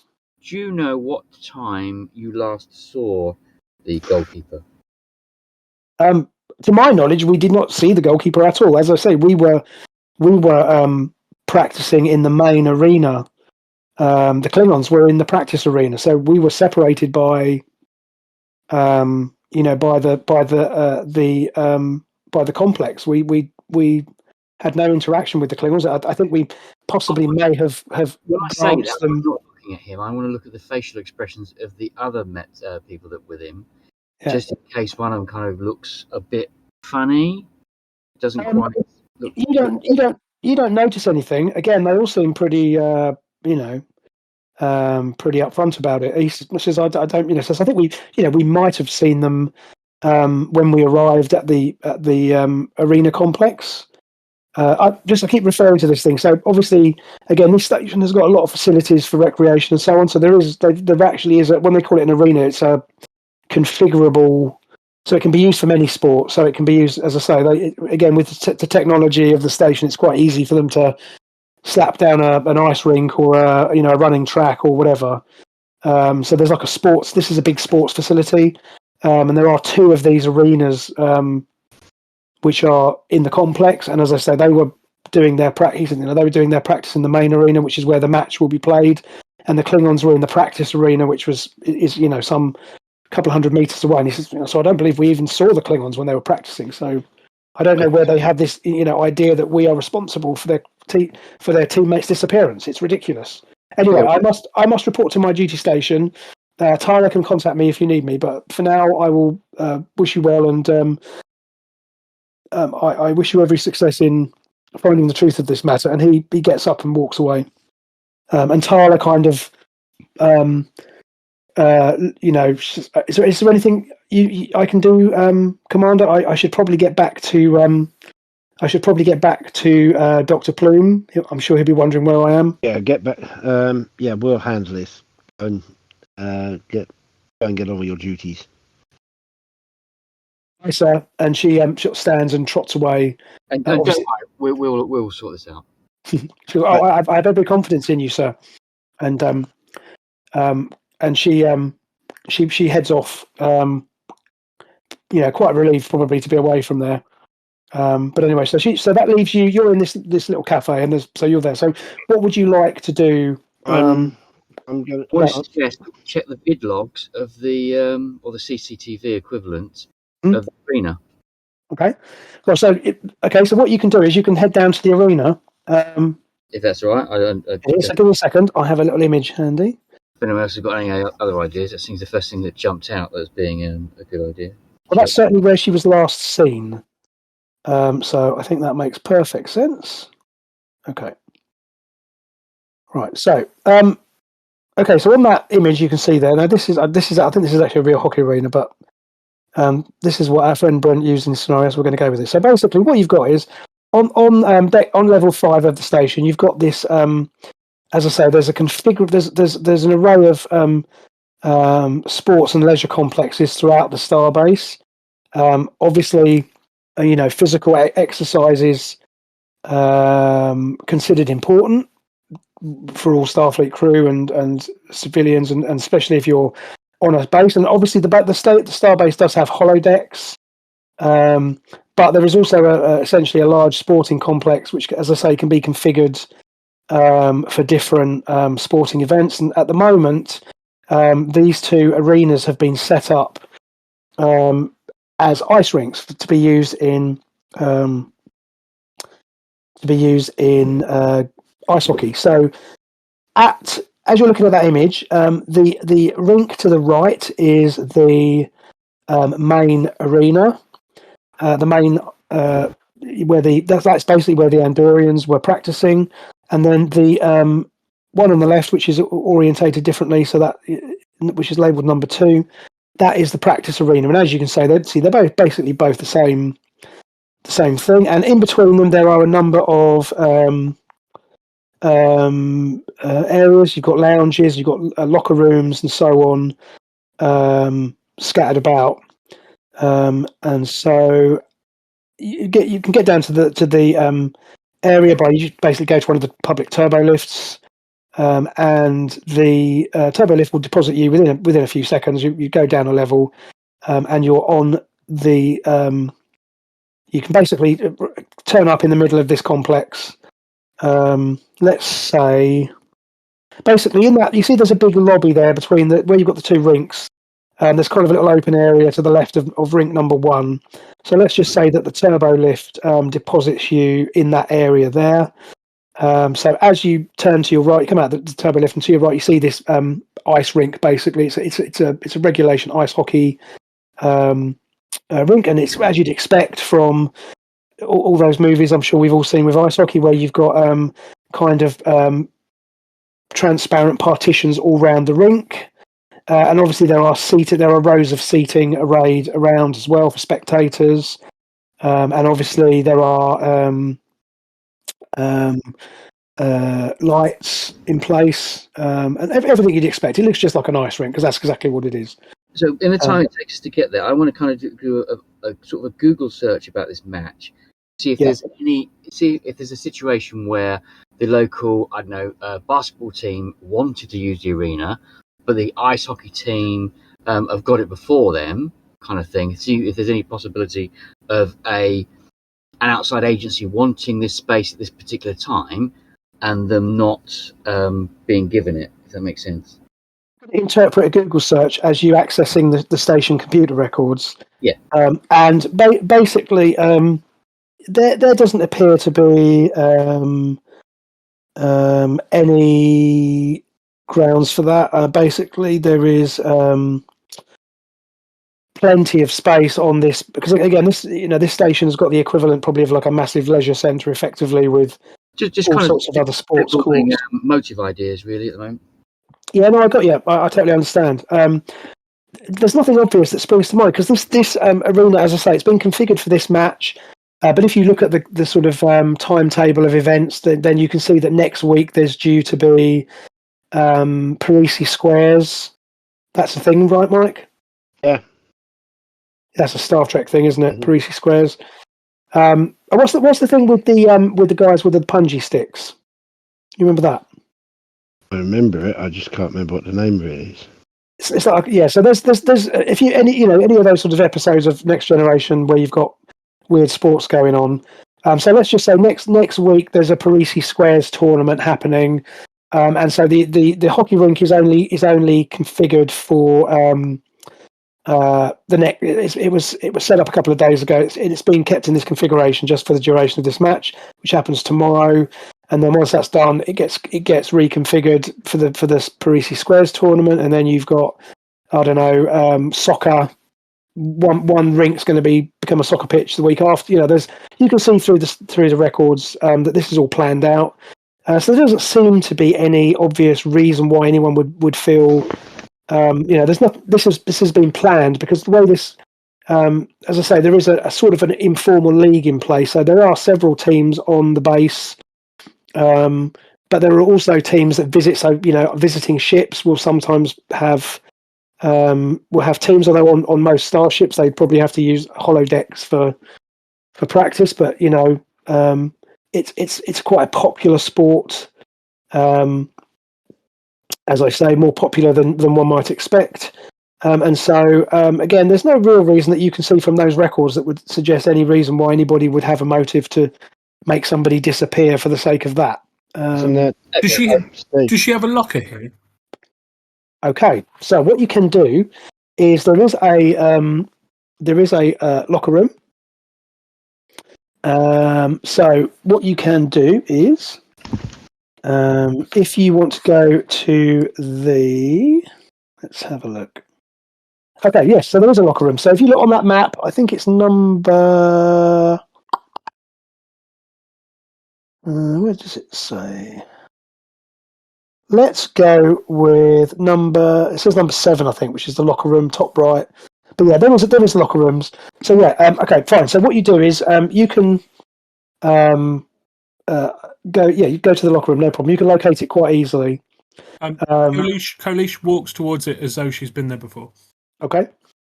And she's not at all stalking these people. No, not at all. In fact, if she sees an usher might say to her, "Oh, Kalish, we weren't expecting you. Your box isn't prepared. Did you want to dine again today?" No. I'm here on business. Okay. And so, actually, yeah. So we can do that. And that person. So you said this is like a member of the.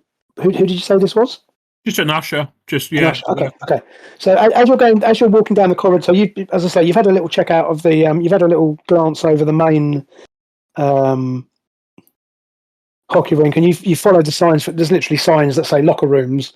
So yes, as you're walking down, you've come across as you say, this is like a civilian base person who, and as you say, you have that interchange, and. She said, and then she sort of looks up at the rest of you and says, "Sorry, can I help you with something, sirs? Are you here for a particular reason, or were you just hoping to get a seat early for the game? It's not till tomorrow, you know." We're here on official business. We are investigating a missing person. Oh, you mean the Klingon, right? We are. What makes you think it was the Klingon that's missing?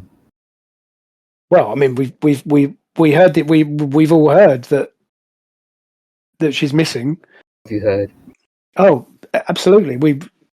The hockey forums are full of it. Yeah, absolutely. She's quite the star, in fact. But yes, everyone's talking about it on the base forums about the disappearance. No one really knows what's happened, but yes, of course, we'll know about it. It's not secret as far as I know. Okay. Kalish, can I help you? What can I help you with? Are you looking for something? Are you so? Yes, we need this. Do you need access to the CCTV of the base of the arena? Yes, sir. I can certainly take you to the security room, and you can view the logs. To be honest, not all areas are covered, but I can show you. I can certainly show you what we have. If you'd like to come with me, I can arrange that right now. Be glad to help, sir. Just you wait till they hear about this on the forums. This is great. So I'm assuming, given Kalish seems to be a fan of this particular sport, you would have understanding of these forums, maybe. just internet. It's basically internet forums. Like there'll be whatever the social media equivalent. There will be certainly certainly there will be some discussion on these platforms about what's been going on, like even like today with any sort of sport, really. So no, Kalish has got absolutely no clue or interest in these forums whatsoever. Okay. Definitely hasn't got accounts on all of them, and no, she doesn't. And you might have gleamed. I don't know how closely you're watching Kalish. She isn't actually acting like a huge mega fan. In fact, she's got a slight, not disdain, but it's almost as though she suffers it. If you were to pry, I don't know, she'd give up the information, but I'll tell you as players because I don't need to hold it back. But she's not actually into the sport, but she takes her nephew along. Her nephew is very, very into it, and he has lost. He's orphaned, so she sort of looks after him. In a way, not looks after him. His grandparents look after him, but she takes him to do things, and ice hockey is one of his things. So she suffers the sport for him. So that's why very honourable of her, I must say. So is he a suspect? Maybe Kalish has kidnapped her for him. No. Yes. I bought you the player you asked for. Right. Okay. So. Do you want to stay? Do you want to stay together, or do you want to split up here? Because you're going to the locker rooms, but you've also now got an option to go and look at the security logs. It would be simpler if we stayed together, surely. Yeah, that way we don't have to relay information and stuff. Yeah, if we just stay together and do one at a time. Steve, just wondering, is this player been listed as a missing person, or is the team just not been able to find her? Yes, that's an excellent question. So at the moment, the Klingons are insisting that she's missing. Yeah. So officially, station security have marked her as a missing person. Unofficially, as was indicated by the chief earlier, I think the kind of accepted wisdom within staff within the base security personnel is that she's probably sleeping off a heavy one somewhere. After all, this is a very, very big station. And there are many, dark holes and dodgy bars where people can get drunk and pass out in. Yeah. So I think officially she's been listed as missing because the Klingons have insisted that she is not sleeping it off somewhere. Mm-hmm. But as was mentioned earlier, the base security personnel have got their hands full with other things, other concerns, and so I think they kind of haven't really given it much effort. They've said, they've listed her on station security channels, and presumably there are, I don't know, again, there are, if there are public bulletin boards, public screens and so on, there would probably be listing, looking for information if anyone's spotted her. But you get the impression that the security team haven't put much actual effort into searching the base, or, they kind of assume she's going to turn up. Yeah. The reason I ask is if she is listed as a missing person, would that allow us access to her personal logs? Yes, I'm sure you would be able to get access to such things if you requested them, because again, whatever the other things are that are keeping our Zach Dawn friend busy, she did say that you would have full support and full authority to investigate. So absolutely, you could do that. Cool. Because I'm sure you can't just access anyone's personal logs, but if they were a missing person, I'm sure that would then allow you. Because if she's got into trouble or something like that, it might appear in the log. Excellent. No, that's an excellent thought. I suggest we come back to that as you're in the arena at the moment, and you've gone off to the security. As a follow-on, to be honest, what you can do, sorry, Kevin, just very quickly, what you can do, Kalish, actually, when we get to the security office, if you like, Kalish can park herself at a terminal and can probably do that. Well, in fact, definitely can do that from there. So we'll come back to that. Just park that for a minute. Okay. Right. Okay. So sorry, Kevin, what were you saying? I was going to say, as a follow-on to that, is this a case that she may have done this before? is it something that might have happened in a previous game that she's known for disappearing for several days? Excellent question. And again, you can so Kalish can ascertain that once you get access to a data term to a like an interface terminal. Then again, that's information that you can recover. So yeah, good question. So just hang on to that thought for a minute. Yeah. Okay, so basically, you follow our. We'll say that this. Karen, have you got any preference? Who is this person? Is it a human or an alien, or have you got any particular preference? No preference. Whatever. Let's say then she's a young human female, and seems quite excited and quite excitable. That kind again, she's looking at information forums and all this kind of stuff. So let's go with that. And she's, she seems quite excited to be assisting as she sees it. And you can imagine that she'll be telling anybody who'll listen how she was, assisting the investigation.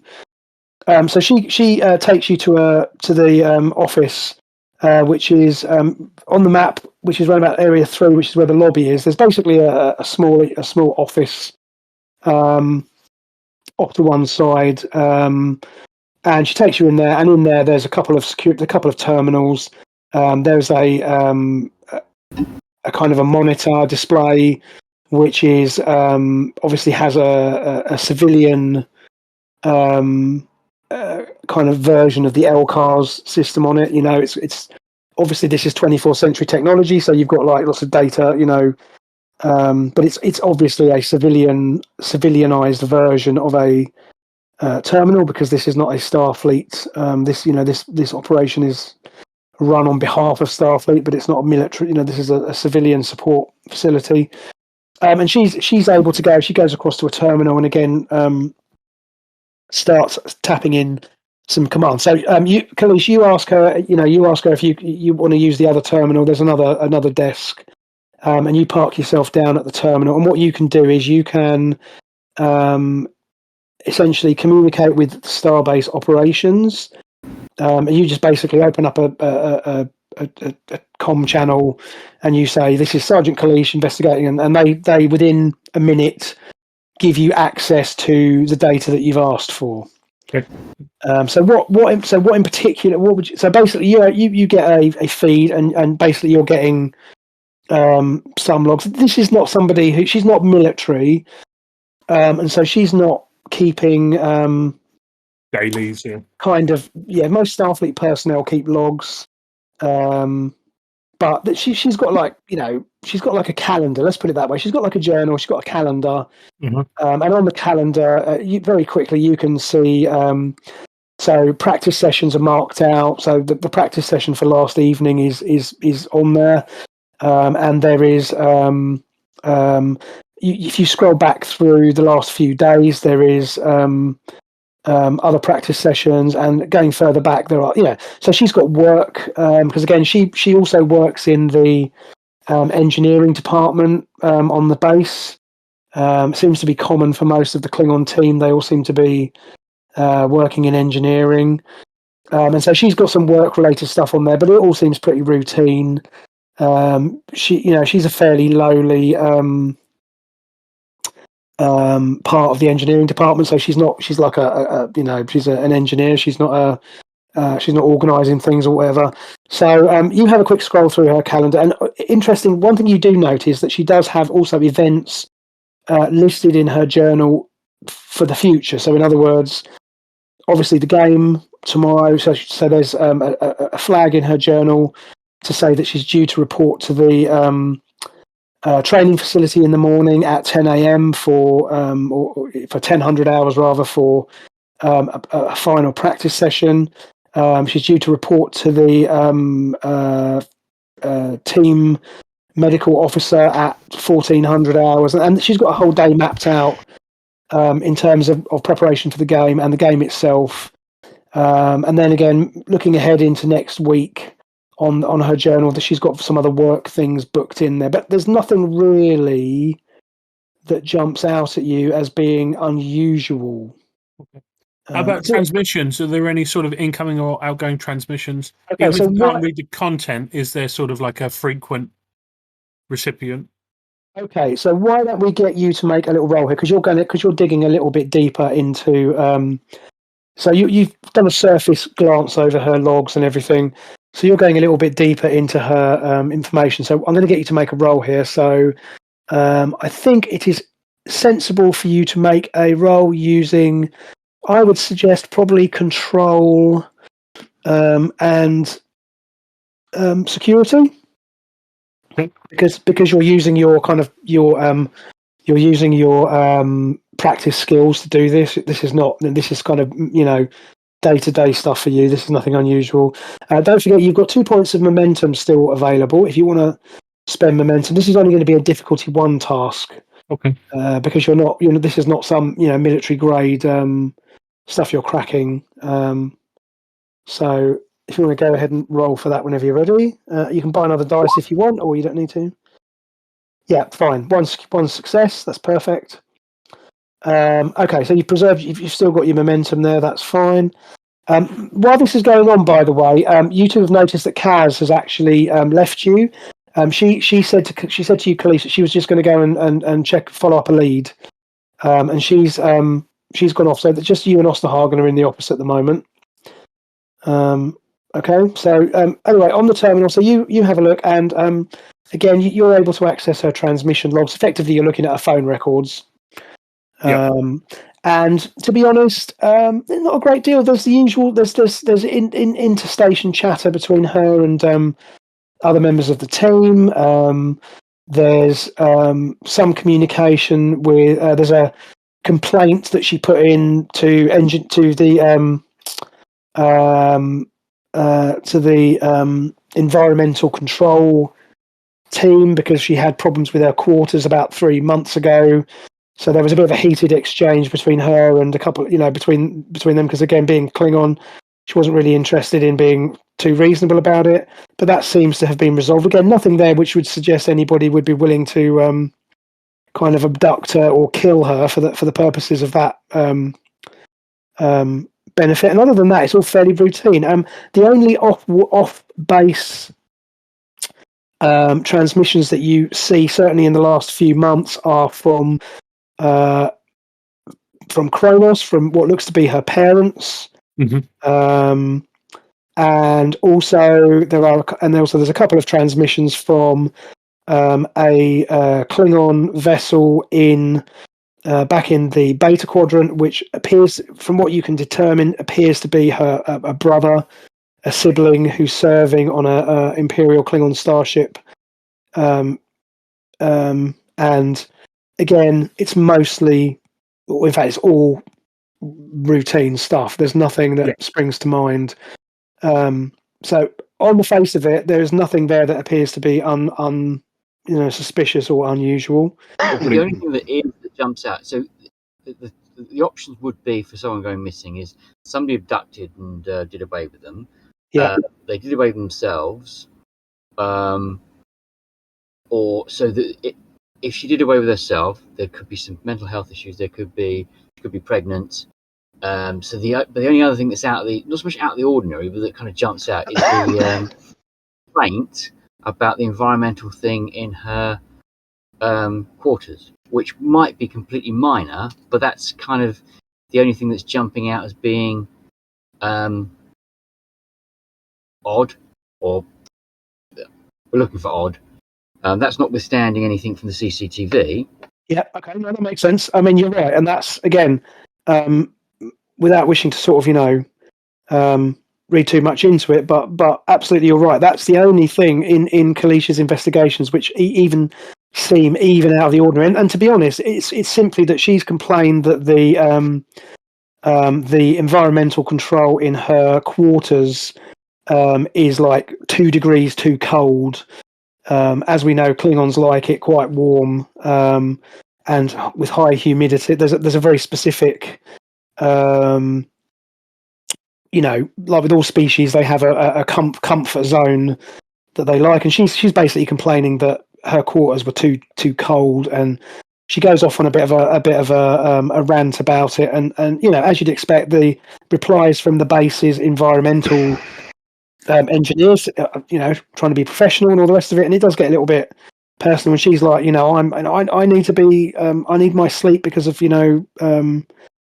hockey and all the rest of it, and it's interfering with my efficiency and blah blah blah blah blah. So this goes on for a bit, but basically they fix the problem after about a week. They fix the problem, Okay. and so the messages stop because it appears that it's been resolved, and her quarters appear to be back to where they should be. Okay, that is to look at, because as a complete wild card, Yep. the next door neighbour might be having an illegal still in the walls, and therefore is actually created the cornice as a result of something that somebody is doing illegally, and that has had a knock-on effect of having her bumped off because of it. Yeah, I mean, it's that might again, seem unlikely, but at the moment we haven't got any major. totally agree. So I would suggest what we do, we'll park that thought, because that's absolutely right. And again, I like the fact that you're kind of investigating. You are applying sort of investigative methods to this, and you're quite right. And again, it's certainly sensible to look at anything that seems out of the ordinary. But at the moment, you're in the room. So basically, this crew person, whilst you've been looking over Kalicia's shoulder while she's been scanning through these logs, and you're both sort of reading entries, and nothing seems to jump out at you. She says, Commander. Is it Commander? I'm sorry, I don't really know much about Starfleet ranks, but you're in charge, right? She says to Osterhagen. Oh, I like to think that Kalicia's taken the lead on this one. So okay, I'm sorry, Miss. She looks a bit quizzical. Sure to call you. I've brought the logs up from last night. So there's no visual logs, and she taps the console and brings up some, and you can see on the display she's like overlaying a couple of images. So what you see is the two teams independently turning up for practice, because she's overlaid these two feeds onto the screen. So on the one you can see that the Sandorian team turn up, and they're all carrying. You see them come in through the front of the complex. They're all carrying like kit bags, and obviously they've all got hockey sticks. So they're carrying these long kit bags basically, which you assume would contain hockey sticks. And various other, clothing and equipment, and they're just lugging all this stuff in. Similarly, the Klingons turn up, and again, very similarly, like you'd expect with any sports team, they turn up with all this gear in tow. And then a couple of other angles as the camera sort of flick around, sort of follows them sort of, and you pick them up again as you can see them approaching the locker rooms, and obviously the locker rooms are blanked off because there's no surveillance in the locker rooms, because of course that would be kind of inappropriate. And then you can then also scroll through the feeds from as they're approaching. Now, there are no actual recordings of their practice sessions in the arenas themselves, and she says, it's just policy because we don't want to be accused of letting one team see footage of the other practice sessions. That's not something we do. But you can see, she goes, there are logs here, and you can see here that she goes, oh look, you can see that there was a you can see that in the there was a training holo program that was being run in the practice arena, but it timed out about 2,200 hours. It looks like it was idle for about 30 minutes. And also, this is interesting. And she brings up another display, and she says, "Oh, I didn't think about that. The Zamboni." Because you know what a Zamboni is, right? No. You know what? You don't know what? Do you guys not follow hockey? Would Kalisha know what the Zamboni is? She does follow. Okay, she would know if she's been to a hockey match. She would know that a Zamboni is basically one of these fellas. And what it is basically it's the machine that resurfaces the ice. Yeah. Okay. Now, obviously, on a 24th century starbase, you don't have a bald bloke sitting on sitting on this thing. So obviously the Zambonis that they use, and this name is lost to antiquity, but I gather my minuscule research that I did on this, it is what they call them in ice hockey. I think basically the guy I presume the guy who invented it was called Zamboni, I assume. And they're really popular, aren't they? They people go watch that thing go round. Exactly. Yeah, there's a whole subculture over them, I think, to do with this thing, and it's almost like part of the entertainment. And on the base, the Zambonis that are used here they're obviously automated. They don't need to be manned because obviously computers can handle all of this stuff quite quickly. But she says, this is interesting. So it looks like the Zamboni notes that there was some equipment was actually collected from the ice on the practice rink, and it was put in the storage bin at the far end of the rink, that's interesting. She goes, well, I don't quite know what that is. There's no record here of what it is. It just the device just noted that some equipment was collected and placed in the storage area. How does that work with the timeout? Yes, it's about interesting. It's about that time. It's kind of after the timeout. So it's around about it was around about 2200 or just after 2200. Because the Zamboni would go down. The Zamboni goes down after obviously we run it after the practice sessions to make sure that we could use replicators and we could use, but we like to replicate we like to provide the genuine the genuine experience. And in fact, I understand Admiral Herbert is actually quite a fan of hockey on the quiet, and she's made it known that we have to do things properly as they were done back on Earth. So what's the possibility then that let's spitball for a second, that the Klingon had an event, collapsed, fell on the ice, and the Zambini accidentally or deliberately scooped her up? Is that how viable is that as a? So at that suggestion, this poor girl looks absolutely horrified, and she kind of goes, "I can't imagine that could happen, but just wait. I'll just let me just." And she sort of taps a few controls, and she goes, "No. There's definitely no organic matter, and this is definitely equipment. This is definitely practice gear that was obviously one of the Klingons had just left it on the ice. To be honest, they are." She goes, "No disrespect, miss," and she says to Kalisha again, calls you miss again.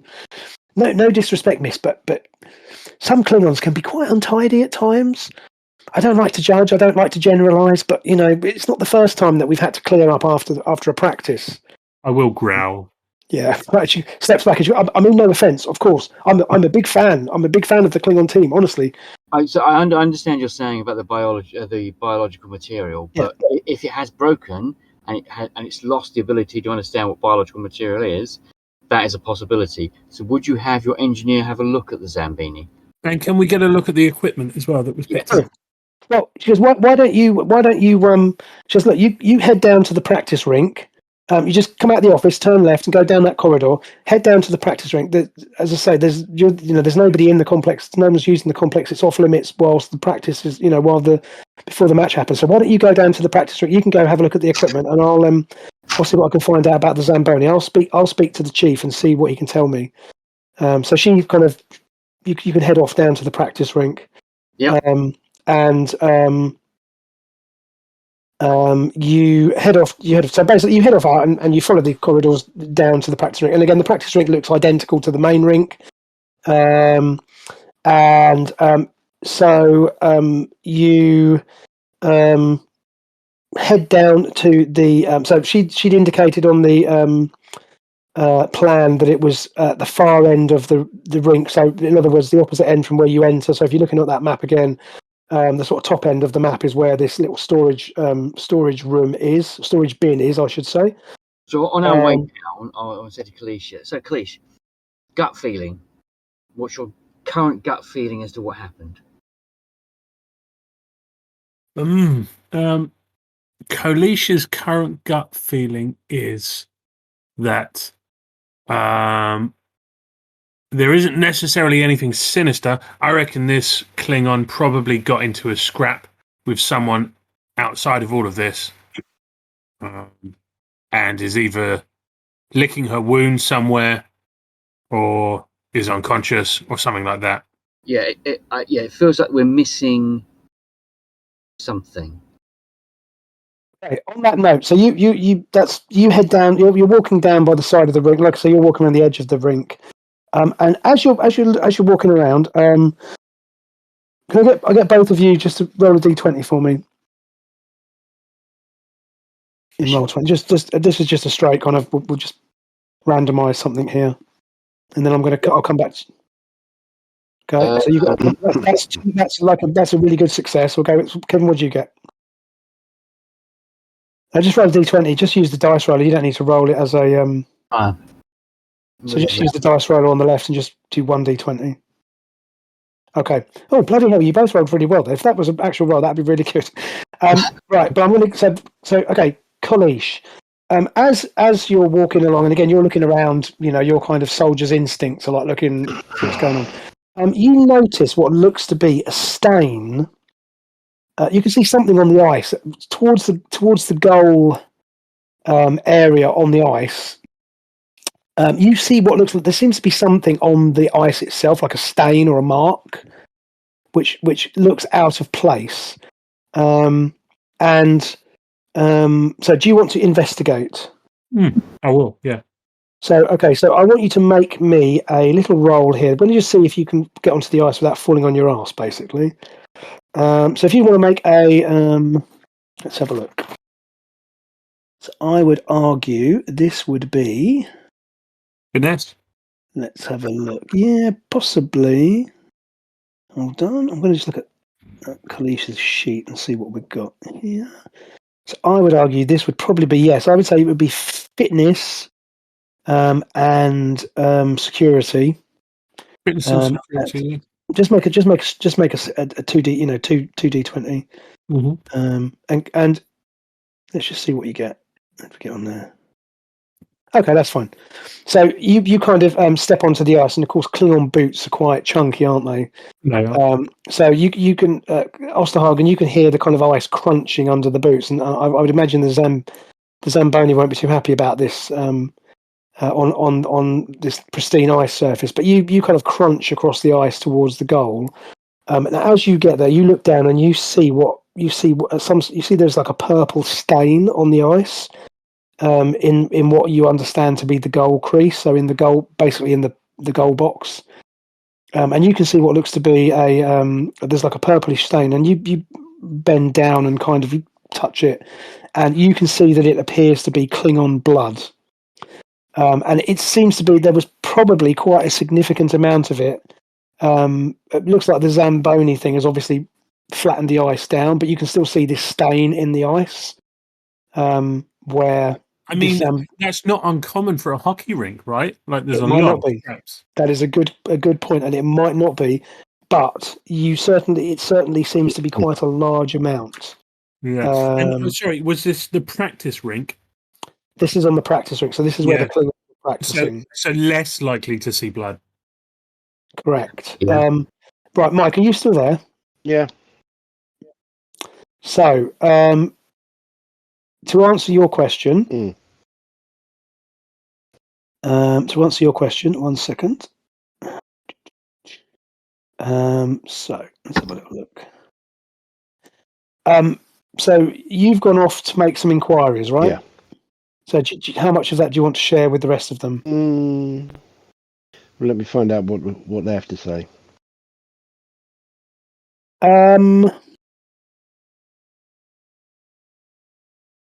Okay. Cursory, given that you haven't had very long, so you made some very quick inquiries. Cursory results are that there is no chatter about that. Yeah.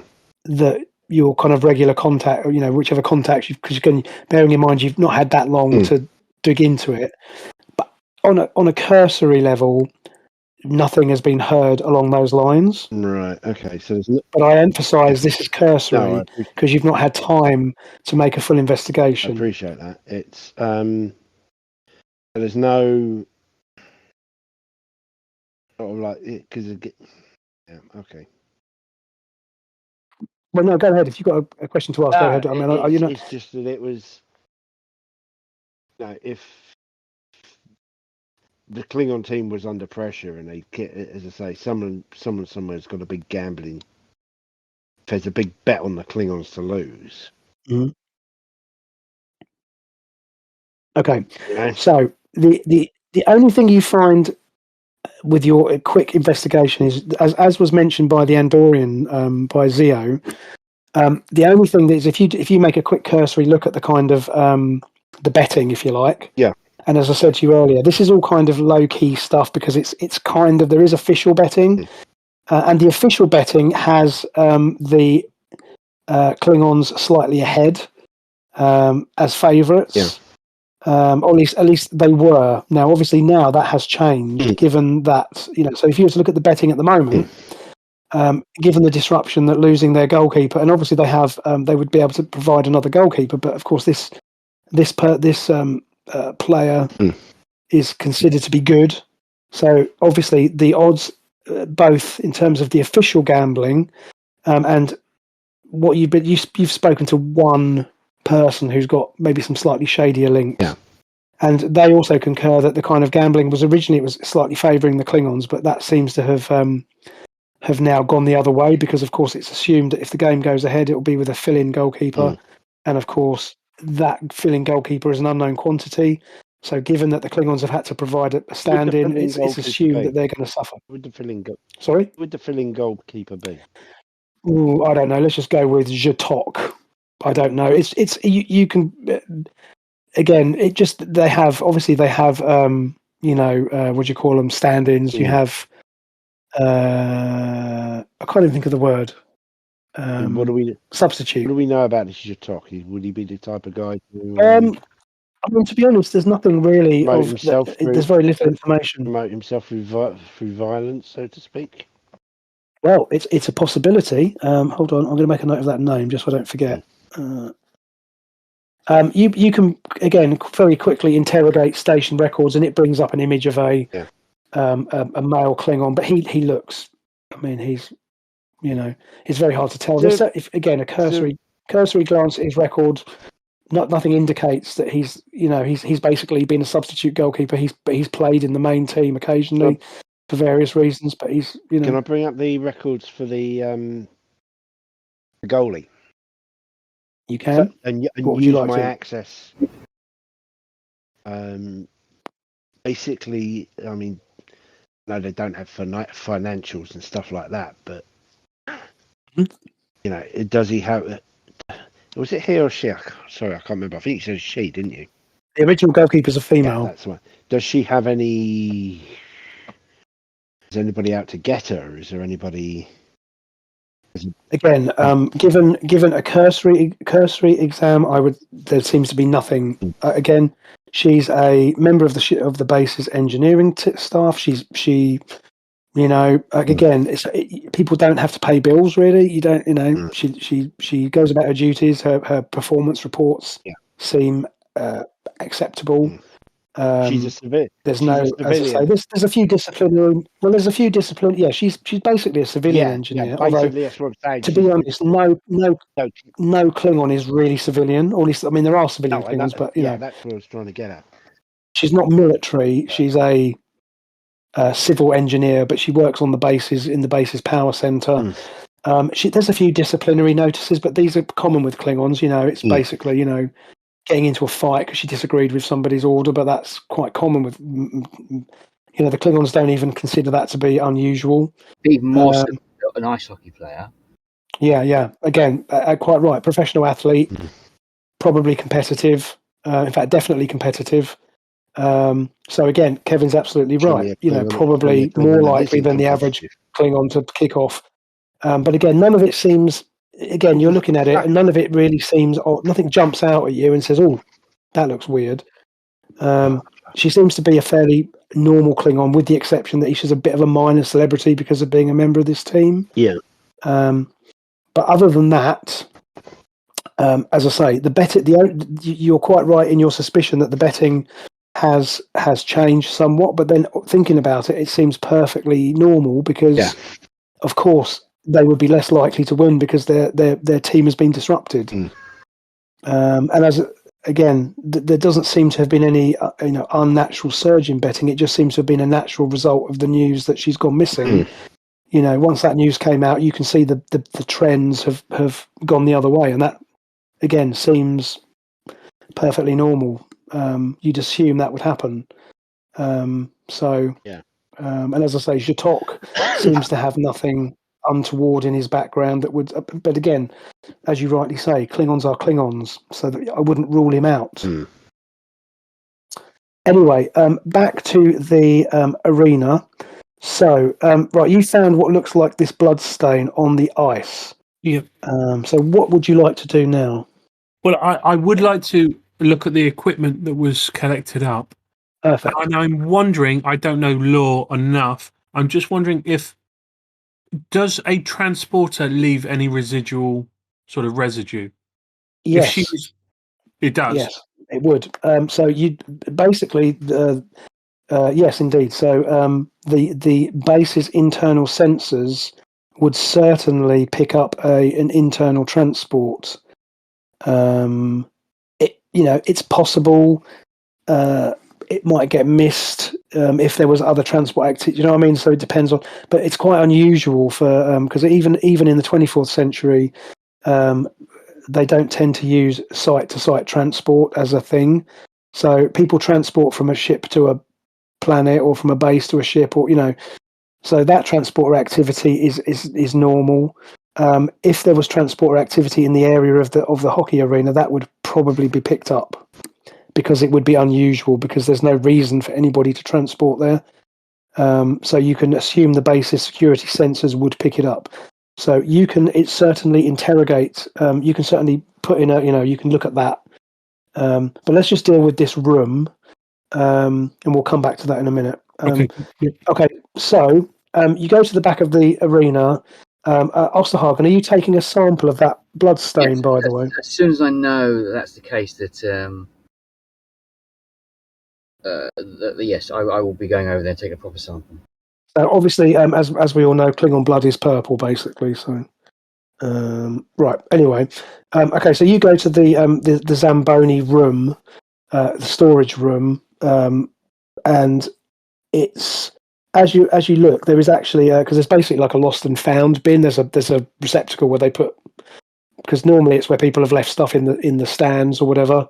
Yeah. And this is just a utility, like a storage utility room. And in this lost and found bin, you actually what you recognise is there's actually a helmet. And is it a goalie's helmet? It is a goalie's helmet. And there's also a hockey stick. So there's a impressive looking hockey stick which is embellished with Klingon iconography and kind of it's got stuff wrapped around. It looks quite cool. Yep. But there's also a goalie helmet, which obviously is the full face, with the face shield across the front of it, obviously, which is designed to protect the goalie from getting a puck in the face. And Osterhagen, I want you to make a roll to examine this, if you don't mind. Yep. Okay, so if you want to make a insight and science roll for me, please. And this is going to be a difficulty 1.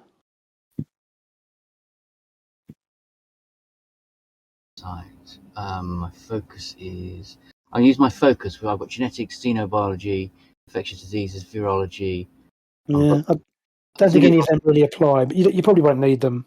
Okay, well, let's go. And don't forget, you've got 2 points of momentum. What did you get? Sorry, I'm so busy talking, I forgot. You only rolled 1 dice, Kevin. You need to roll 2 dice, mate. Yeah, you need to roll another dice.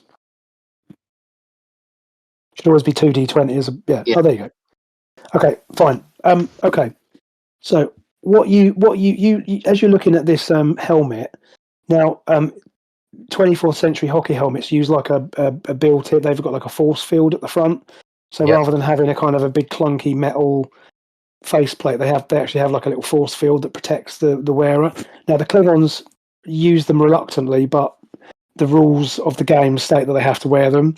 So Klingons obviously don't think they need them because they've got face ridges and all this stuff, but they have to wear them.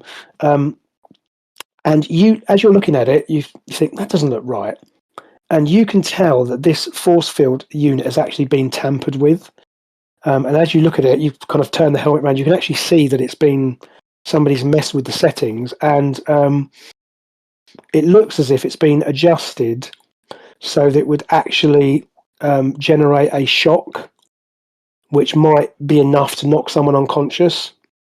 So someone's basically boosted this force field so that they could actually activate it from a distance, and it would actually kind of stun the wearer. Okay. And on that note, I think we are going to stop there for tonight because it's gone 10 o'clock. So To be continued. to be continued. No. So we will pick this up next time. So does anybody have any quick questions before we wrap up for the evening? No. I have been making notes, so I will follow up with you on those other questions that you had. Oh yeah, because we were totally making notes. Yeah, of course you will. And that's why I record it as well, so that's helpful. Great. Well, listen, guys, I really enjoyed that. Thank you. That was a good change of pace for me. So, like I say, it's something a bit different, and I hope you didn't find it too weird. But Loved it. I just want to thank. Good to be back. Yeah, I just want to thank Brent again. Brent Knorr again. He probably never hear this, but I'm going to say thank you again for the idea. And I quite like the fact that we've been able to explore a little different side of things. And given everyone a little bit of a different opportunity to do some different stuff. So, brilliant. On that note, then, I will say thank you very much. We will rejoin in 3 weeks' time.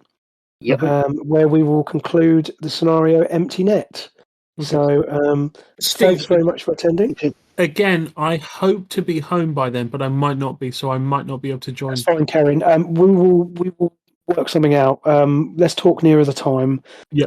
Because I would hate for Kalish to miss it, because I think it will be beneficial to have you involved. Uh-huh. So we will see what happens. If I might even pitch something different to fill in the gap. If you're not available for it, just because I would hate for you to miss the second part. But I don't know how eager you guys are to get back round the table, but I'm quite eager to do it. So if you guys are happy to, maybe we could actually meet for a game. Doesn't have to be at the comic shop. We could go to Mike's house. We could go to Kevin's house. Yeah, okay. You guys could come here. Because if I'm back here, then we could do it online. I can't. Yeah, let's talk about that. We could maybe do that. Maybe we can make that happen. What do you think, Kevin or Mike? What do you think? I got space for that. Yeah. Yep. Cool. Okay. Well, tell you what, let's proceed on that assumption then, shall we? Let's make a snap decision and say we'll try and get together in person for the next one. I don't want to push anyone into it if they're not comfortable. No, I think at this point we've all got to get comfortable with the idea, because I think it's coming. I think by that point we'll not be wearing masks and it'll all be back to normal. The only thing I would maybe suggest is, I don't know how you feel about it, is because I was going to propose this for Diggers games as well, is might be worth just asking everyone to do a lateral flow in the morning to make sure that everyone's clear. Yep, sounds good. For everyone's protection, so then we're not bringing it into your house and or whoever's house we're going to. Does that seem fair? Yep. 100%. Perfect. Lovely. All right then, guys. Well, look, on that note, we'll talk again before the next one. Thank you very much for joining tonight. I'm really happy to be back, and that concludes tonight's adventure of Starship Vigilant. So we'll see you next time. Thank you so much, Steve. See you guys. Great. Thank you. Cheers, guys. See you. Cheers. Bye now. Bye-bye. Thank you for listening to this episode of Starship Vigilant. Kaz was played by Mike. David Osterhagen was played by Kevin. Kalish was played by Kerin. Our music is Fanfare for Space by Kevin MacLeod, which is licensed under a Creative Commons license. See you next time.